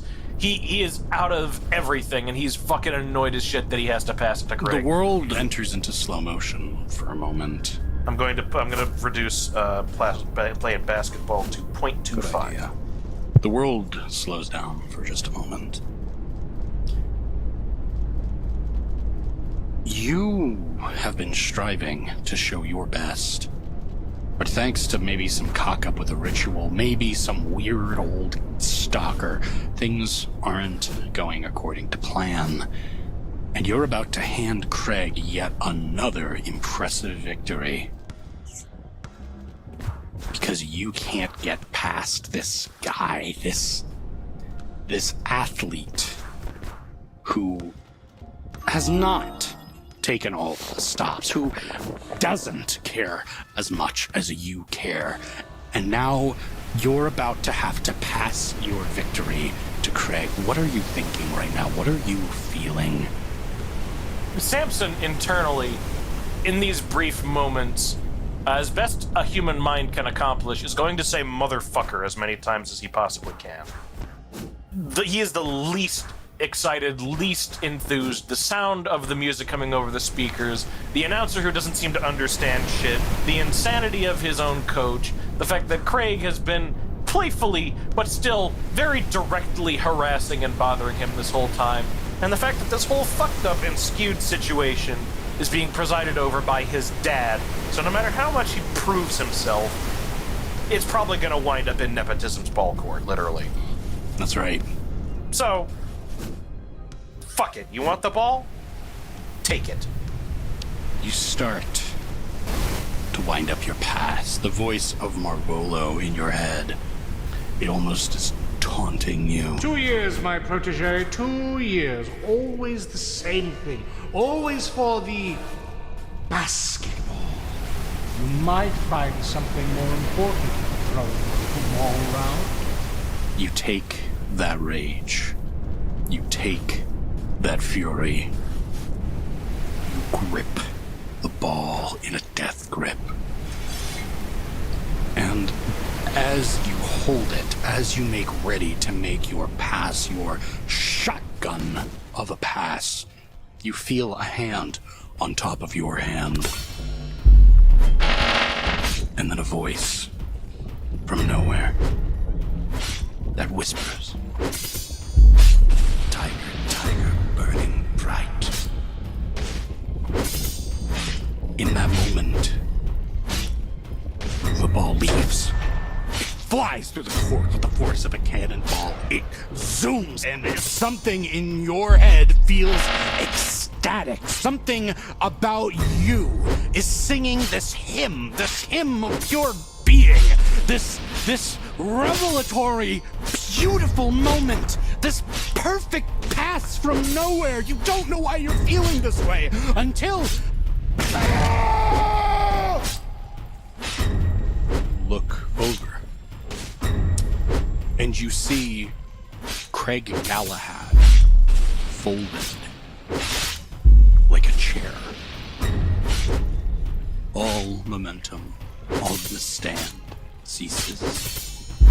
All momentum in the court ceases.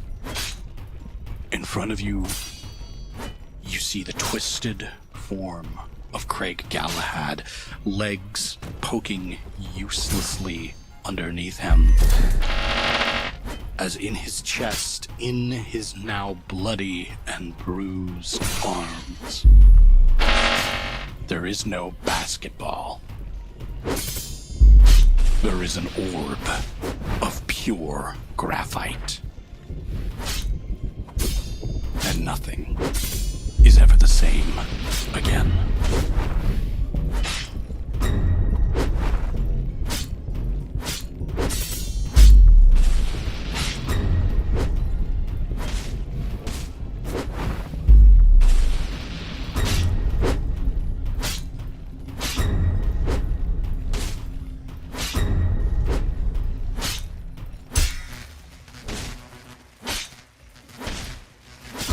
Thank you for watching this episode of the Norfolk Wizard Game. We hope our adventure was a slam dunk. An alley-oop as well. Or perhaps dribbling and running out of basketball terms here. Just put in the ball attack. There we go. Thank you. The character of Samson Tuttle was performed by the impervious Erndon. There was a storyteller as well. Their name is Speaker D, but you didn't hear that from me. If you enjoyed this session, follow us on YouTube at Brava Alphabusa, or consider becoming a patron at patreon.com/Alphabusa. There you can find sneak peeks at upcoming Ogre Bobanet projects, such as Hunter the Parenting, Half-Life Zero Viscosity, and, of course, the Norfolk Wizard Game. Thank you again for watching. I love the basketball. Hello, everybody, and Oh my god. in this episode of we follow the life of Samson Bicep as he makes his way to his hockey game. Of course, at first he's met with previous character called whatever. He has a monkey with him, and he's pretty cool. He meets up with a homeless guy, and he meets his friend, the magician, who helps him with his handball game. Everything's going fine until he meets his friend. He's a real piece of work. Let me tell you what, everything's going great until during the Spurk Bowl tournament, he accidentally gets his bike stuck in his friend's chest cavity. In this episode, I have to give extra credit to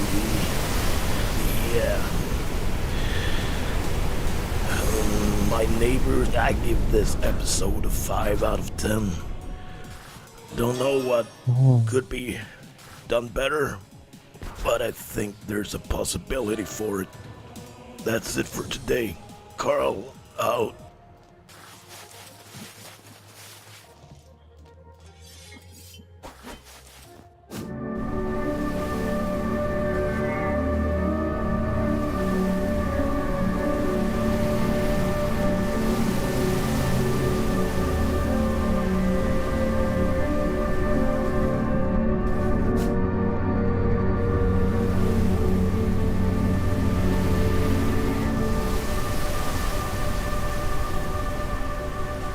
Was that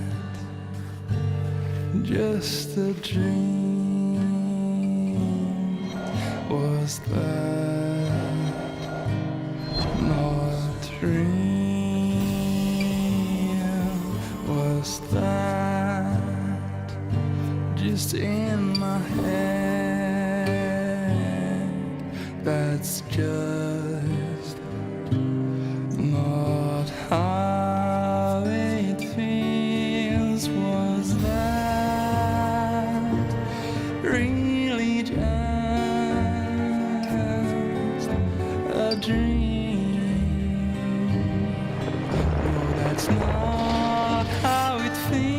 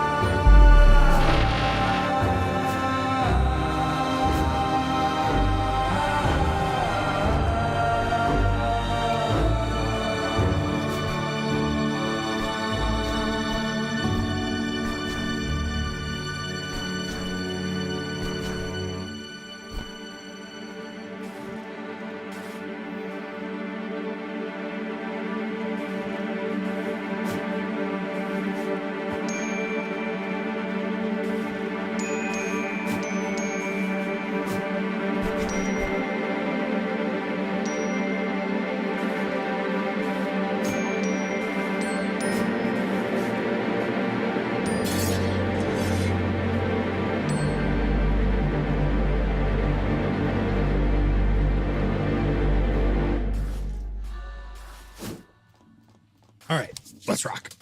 All right. Peter Knickerbocker. No, it's Parker. Parker Knickerbocker. You've not lived your whole life surrounded by ships and oceans. The hum of Norfolk, Virginia, is not as familiar to you as it may be to others. The large Navy ships always in dock. The skyscrapers never quite being worthy of their title. How would you describe your relationship with the city?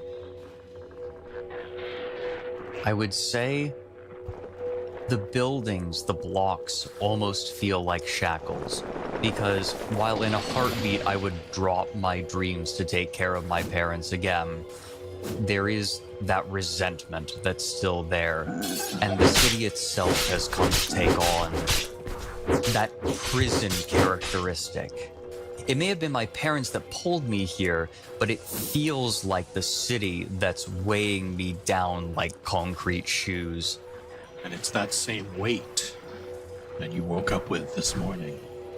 That same weight that followed you around on your daily business.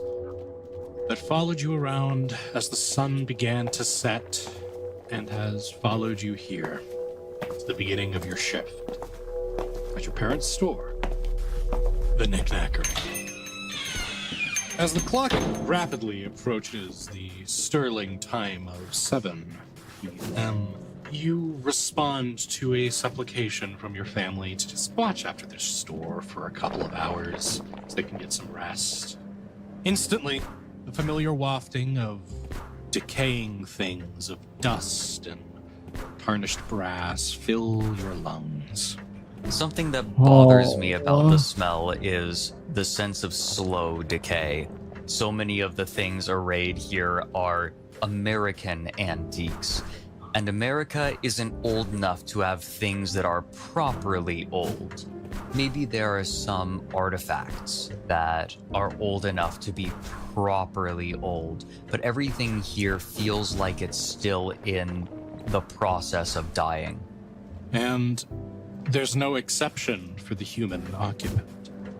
At the desk, you see, in an old smoking jacket, the rotund form of your aging father, who usually would greet you with alacrity, with charm, with a smile, but right now, he is snoring rather loudly. And if you're wondering what that sounds like, it sounds like this. It's over, bro. I'm wiping. I'll walk over to him and hold his nose closed. It's so over.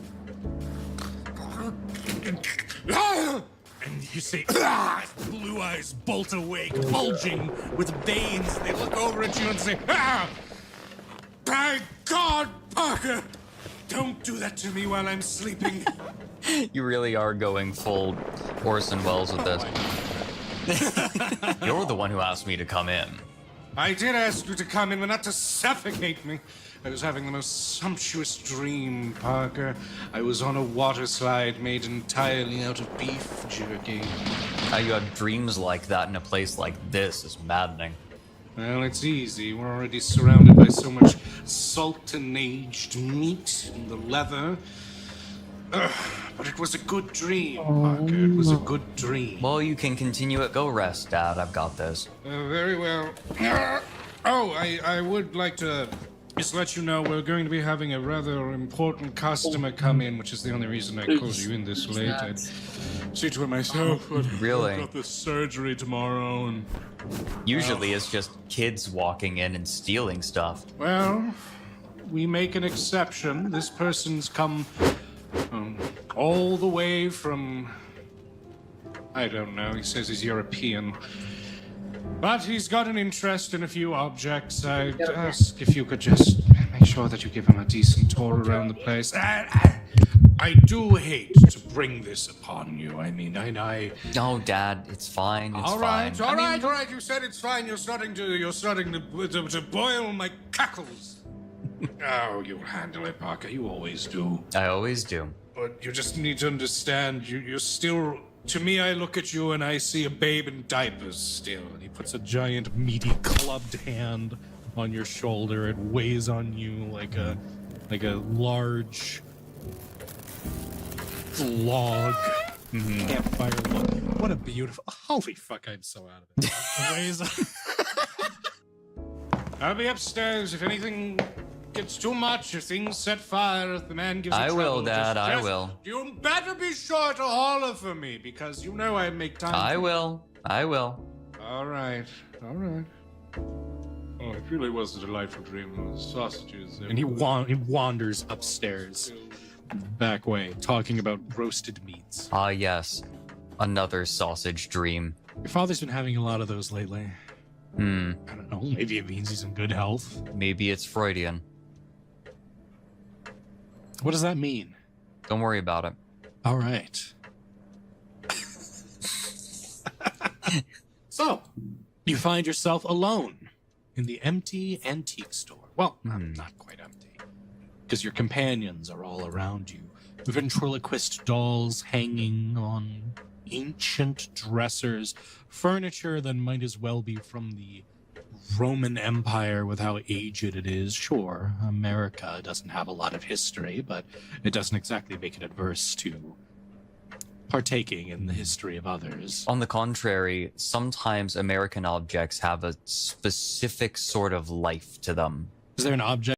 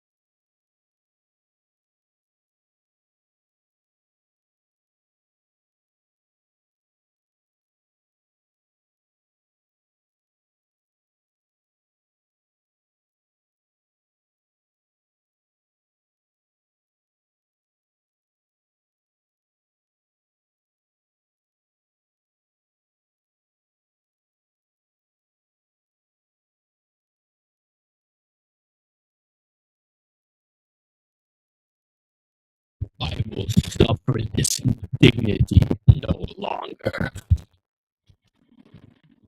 Who is this?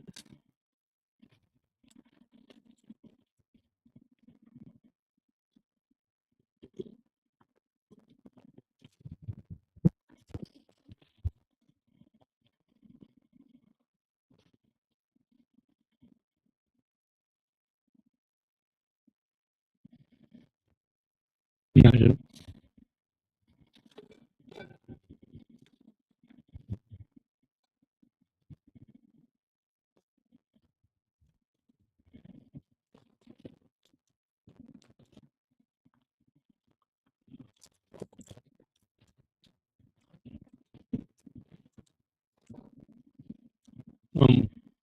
Yeah. Yeah. Project like that here? Ooh, you know what? There is an ornate mirror that was clearly meant to mimic some European designs, but didn't quite get there. That's one that I like looking at. Sometimes I'll look at it and try to spot any new wrinkles to mark the passage of time. And it's there for you. And in fact, its position makes you question how your dad got any sleep because it's glaring straight at you. And you see the whole of your persona reflected back. Wrinkles and all. And I'd like to take this opportunity, Parker, to ask you, would you please describe yourself? Parker is a lean fellow, You a have little to bit wiry, restart? certainly not a strong fellow. Buddy. His thin legs have relatively tight-fitting jeans on them, and he has a turtleneck that goes all the way, all the way up just underneath his chin, and sleeves that wrap what seem to be concerningly tightly around his wrists, like they're Oh wait, I don't think I ever restraining did him. get it. He has No, I- what appear to be calm eyes, a Yeah, long no. face. I never His skipped. eyes seem sleepy at first, but there's an intensity behind them, behind that tiredness and that weariness. Oh, and of course, his round glasses. When you look at him from the side, Okay. his eyes seem tired, but when his eyes are magnified can see a by little his Scorpio. glasses, he seems very intense. You seem like the kind of person that could really use a masseuse. Yeah, and a drink. Never quite gotten to drinking, but always considered it. Well, if there's one thing you can pick up right now, it's that habit. Your father's left a nice whiskey decanter on the desk. Clearly, I've been sampling it. Weighing the decision. Oh, I have someone coming in. Maybe I need to be on my best behavior, and then I realize no matter who this is, no matter what they could be offering, there is no way that the result of this conversation is going to change my station. I pour out a shot glass, and I just throw it back. You throw it back, the acrid tang hits your throat like a fastly falling elevator. It tumbles upon rocks like a man falling from the side of Mount Fuji. Why don't you go ahead and make me a stamina check? What that is essentially you'd be rolling your stamina. In your case, I believe your stamina is 2. Okay. And 6s are successes. This is just to see how you fare with the outcome. Okay. 3 and a 5. No successes. You're not drunk at all. No one, not even you, could possibly get drunk on a single shot of whiskey. But it doesn't sit right with you, and you kind of instantly sort of regret it. It feels like there's a small war being waged in your intestines, and it didn't take so good. So pushing the whiskey to the side for a moment, here among these faded glories, you find yourself sitting and sitting and sitting, waiting for the other shoe. And it's at that time that the door shoots open like a cannonball as the bell at the top rings, shaking you awake. And you see, waltzing in Burn. is a man dressed ostentatiously. And he still looks like shit. You see this tailored, immaculate, white suit. He's got impressive sunglasses, rings bejeweling every finger, and a big old white hat. He looks less like a man who's kind of come in wearing top-of-the-line stuff, and more like someone who's recently robbed a rather ostentatious hand-me-down store, like a Goodwill for the elite. Regardless of his personal visage, he makes the first move in speaking. Well, you know, they told me this was a small store, but it's not exactly what I was expecting. I kinda thought even still it'd be a little roomier.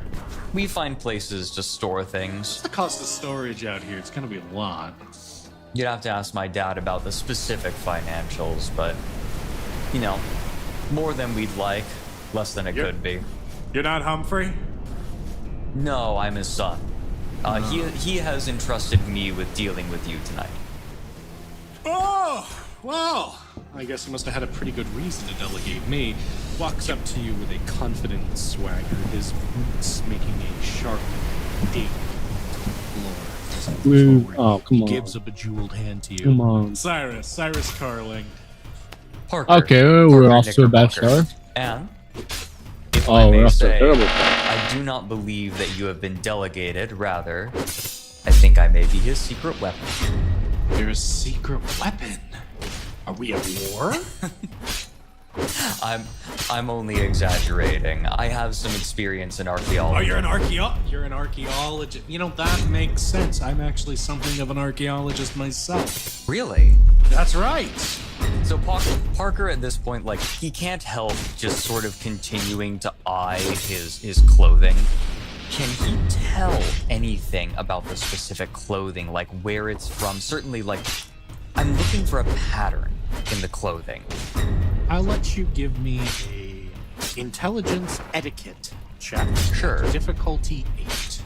Okay. So this means that your difficulty number is now 8. That is 1 critical failure, but 2 successes. Oh, so that's correct. I got 1. You got 1 success. With your 1 success, Wow. yeah, I mean, like, you're able to tell One someone mistake, actually is so- designer pretty objectively, but the years are mismatched. Like, this designer suit Whatever. was clearly manufactured sometime in the 90s and kind of probably got passed down between a couple of owners. He looks like a man building his outfit in accordance to the Macklemore school of thought.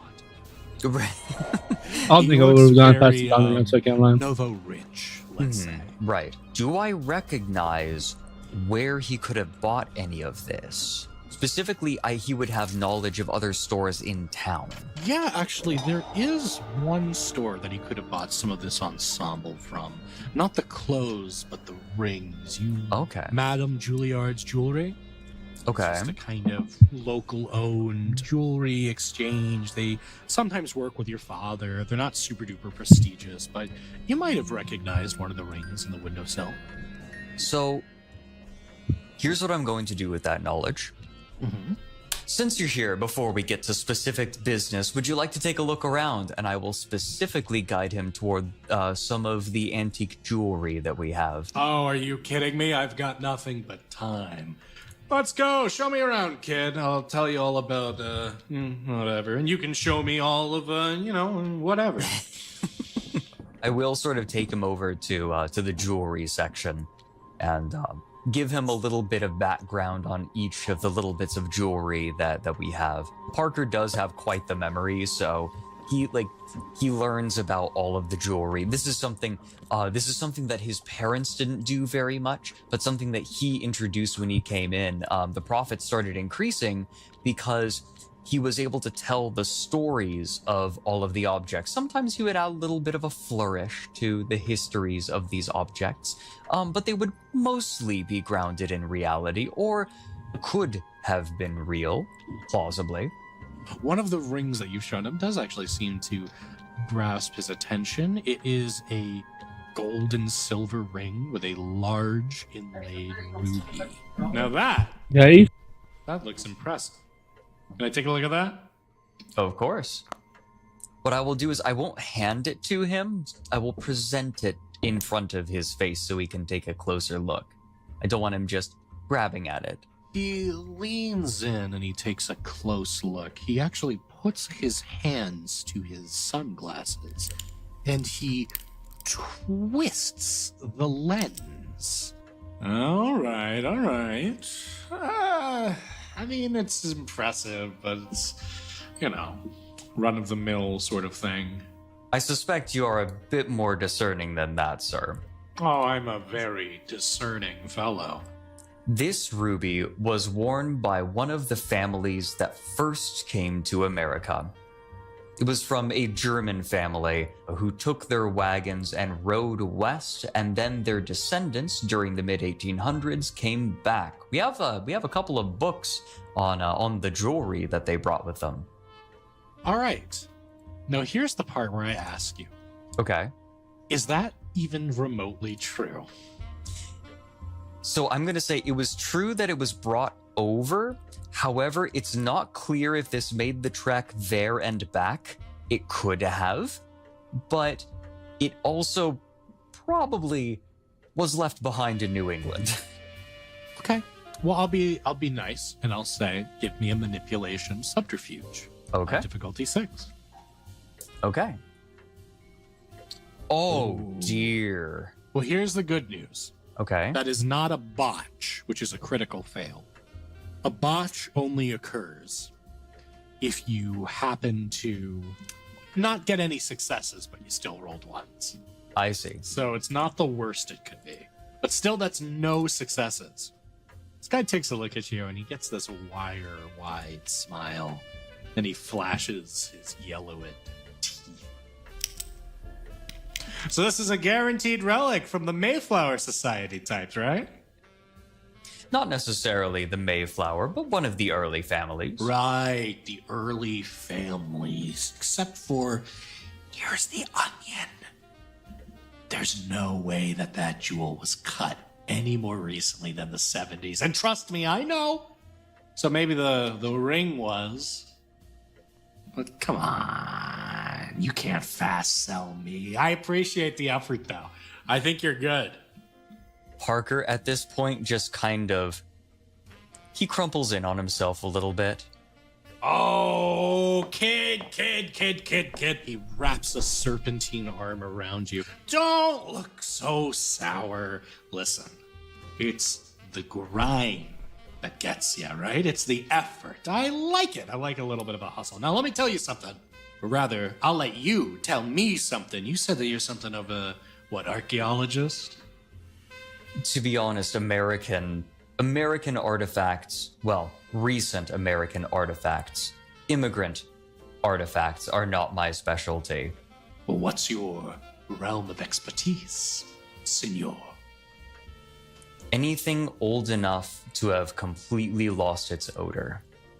Specifically, I found myself interested in what few remaining Native American artifacts there are, and some Egyptology. Now there's a good man. Listen, we need more people digging through those dirt. Let me tell you something. I've been everywhere, right? I've been in Helsinki. I've been in Osaka. I've been everywhere in the world. Those are essentially the only 2 places in the world, and I've been in both. So, listen. I get it. We need people of your talents digging through the dirt, finding this stuff. So don't get too crushed down and broken because I happen to see through your fast sell. And hey, let me show you something, kid. You'll like it. He reaches into his coat pocket, which seems to contain an endless amount of nonsense. You actually hear metal pinging amongst each other. You see it kind of go in a little deeper than it might suggest before he pulls out a Polaroid. It's a stone wall. Old stone wall. One that's been separated from what it's meant to be a part of and instead looks like it's in some kind of ritzy art gallery. There's a large circle bulging out of the wall. It looks high up, at least 2 men high. And I'd like you, if you don't mind, to go ahead and make me an intelligence academics roll. And this will be Sure. archaeology, so your 10s will count as 2 successes. All right, I'm going to beckon to him and say, "Come on over." And I'm going to sit down at the table and bring a light and peer down at it. Yeah, sure. So, what's the difficulty here? I would actually say it's difficulty 5 because this is your realm of expertise. Okay, so that's 1, 2, 3, 4, 5, 6, 7 successes total, minus the 1 from the crit fail, 6. He starts to explain it to you, but you already knew what it was before he gets far into So, it. what is it that was bulging at the top again? A large circle looks almost like Circle. the Okay. lifesaver candy. Okay, gotcha. And- So, like a donut shape. Yeah. Yeah. Oh, I know what this is. Yes, this is a goalpost of that mysterious ancient Mesoamerican ball game. One that had been played long before Columbus set sail on his bloody voyage. And the wall has clearly been transplanted from its original space to your new friend's personal gallery. So this, I wound up having to get a team of people. We had to push it uphill, right? And let me tell you, they don't make those hills too kind down there in the South Americas. Where is this now? I got it in my abode, you know. Your abode where? Oh, I got it in my, actually, my yacht. I see. So Parker just sort of goes straight faced. This is insulting to Parker. To him, these objects with history like this are practically animate, and whatever affection that he's had for this man has turned into a similar feeling that someone would have learning that they're a kidnapper.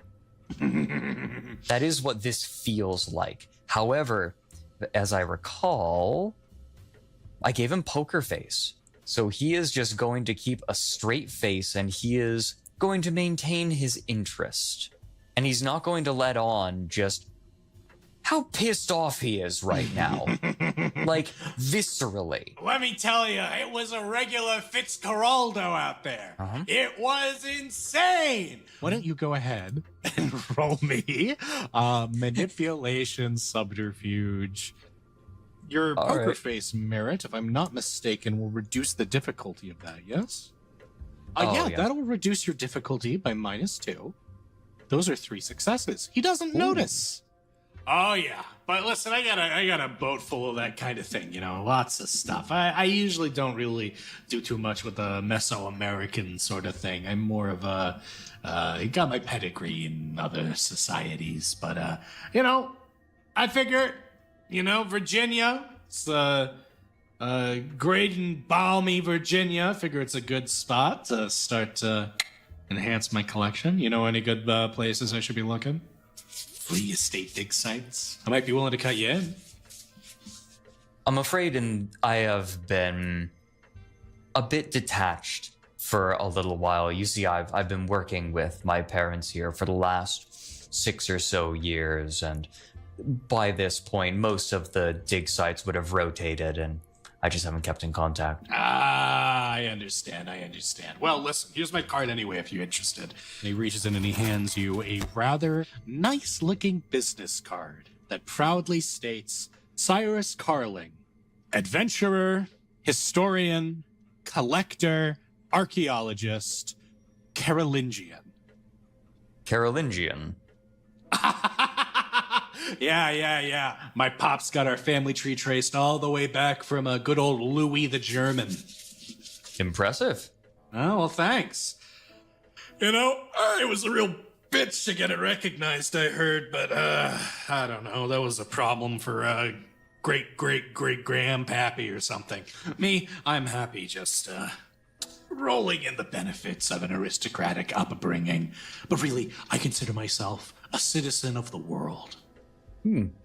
So, what was it that you came into our humble shop to inquire about? An excellent question. I'm gonna lay it to you straight, okay, kid?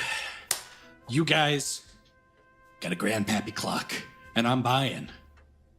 Really? That's right. Didn't your dad show you where it is? Said it was in the back, and you. He didn't say anything specific. Come on, follow me. We'll take a look. All right, I'll follow you. I'll follow you.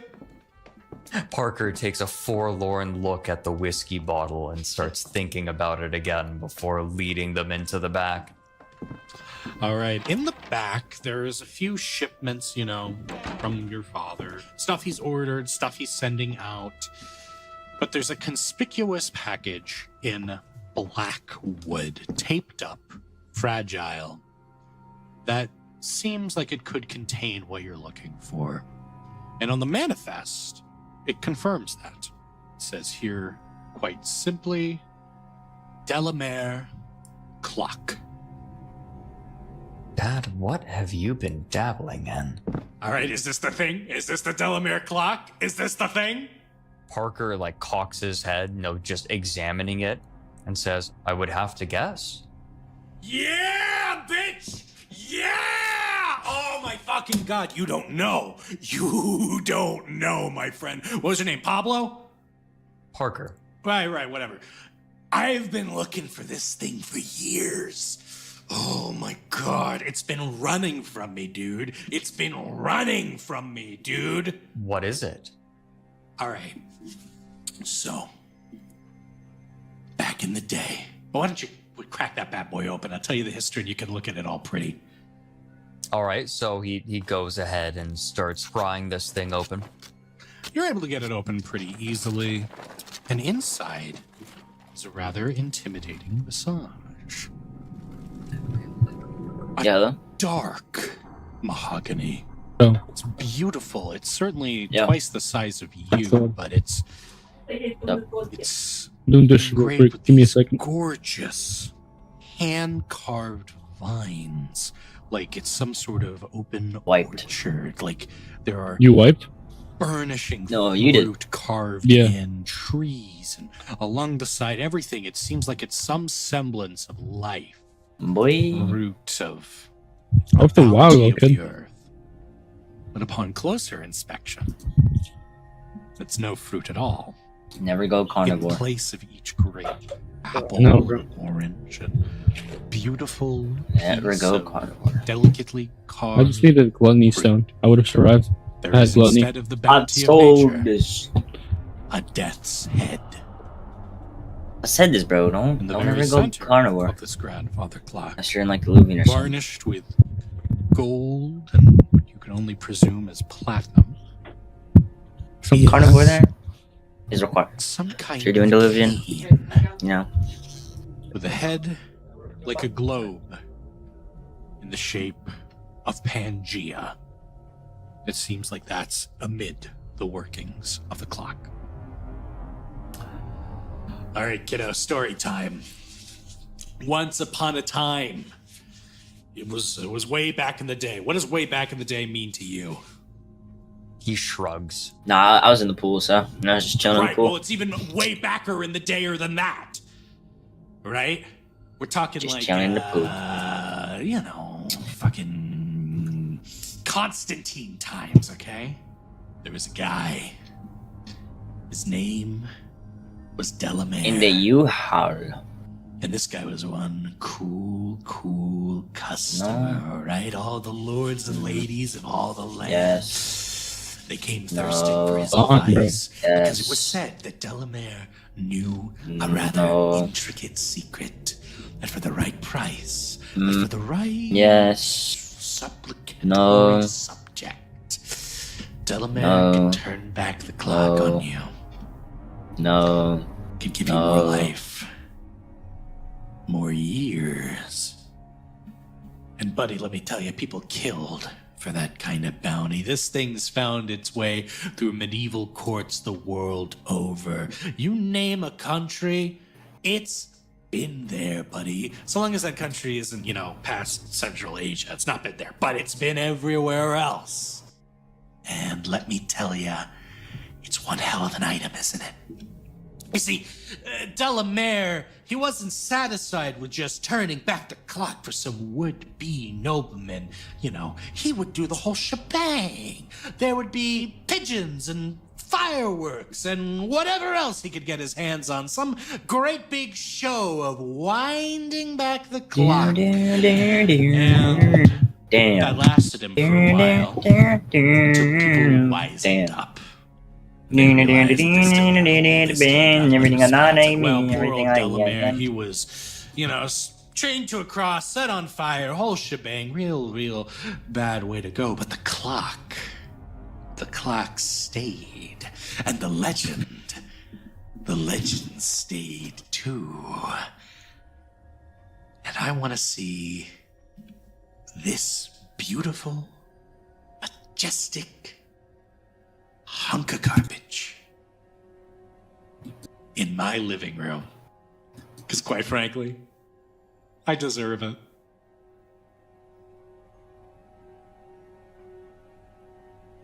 Parker turns from him and begins more carefully and I'm able to do the full route, I'm pretty sure. Well, now, I got it memorized. Maybe it'll take me like 2 more tries of Ethereum to memorize the library code at most. Well, I got pretty much all of it now.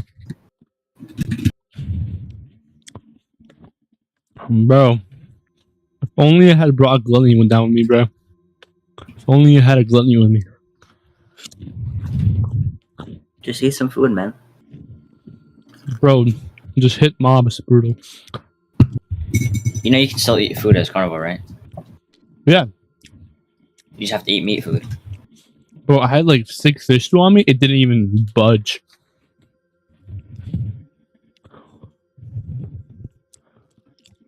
Well, next time you know. Uh-huh. I need to find a freaking I got blood red though. worshipper's shield. I got blood red now. It's pretty tough.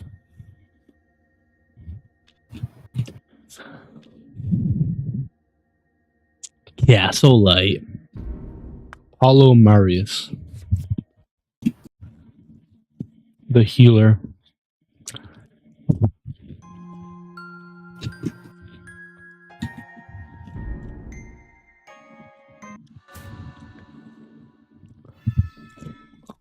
Bruh. If you're on a moving object, Oh, is that you what you jump. do? Will you Most stay of- in the same place? Will you move backwards? You will move forwards. Because of inertia and because of conservation and momentum.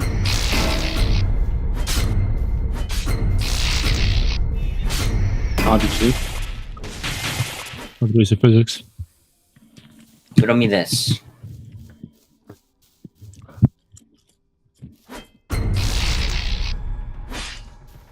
Okay, what am I riddling you? Riddle me this. Send that jellyfish right to layer 2. Riddle me this. Alright, what am I riddling you? Would you rather gain muscles Brother. or Brother. We've been over this. or Just you say guess? it already. Huh? Can you guess? Can you guess? What are you gonna say, huh? Oh, can you guess? Wha- Can you said you're we've been over this before. You Gain. remember? Gain. Gain. Right? Okay, then. Okay. Do what your father tells you to do.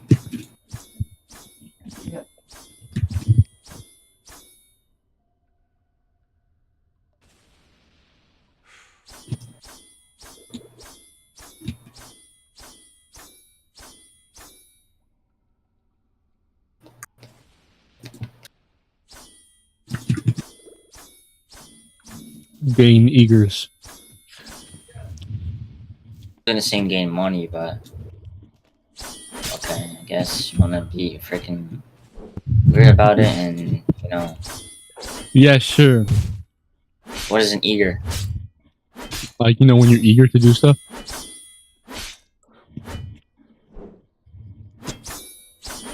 Next time, let's not be racist, okay? That's what you're gonna say. Don't lie to me. Don't lie to I me, was gonna boy. say, like, Okay, gain I'm money. a minuto. Dame un segundo.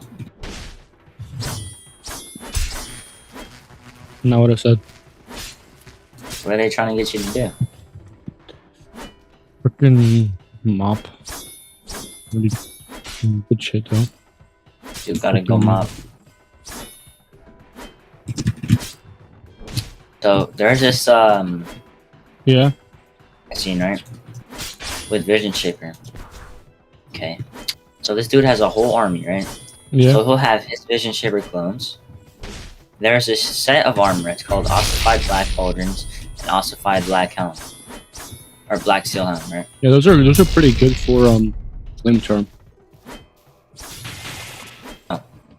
It's it's ossified. It's something you have to craft. You like ethereal bone dust from Metron. It's not. It has to be. It's like ossified. It's like way different.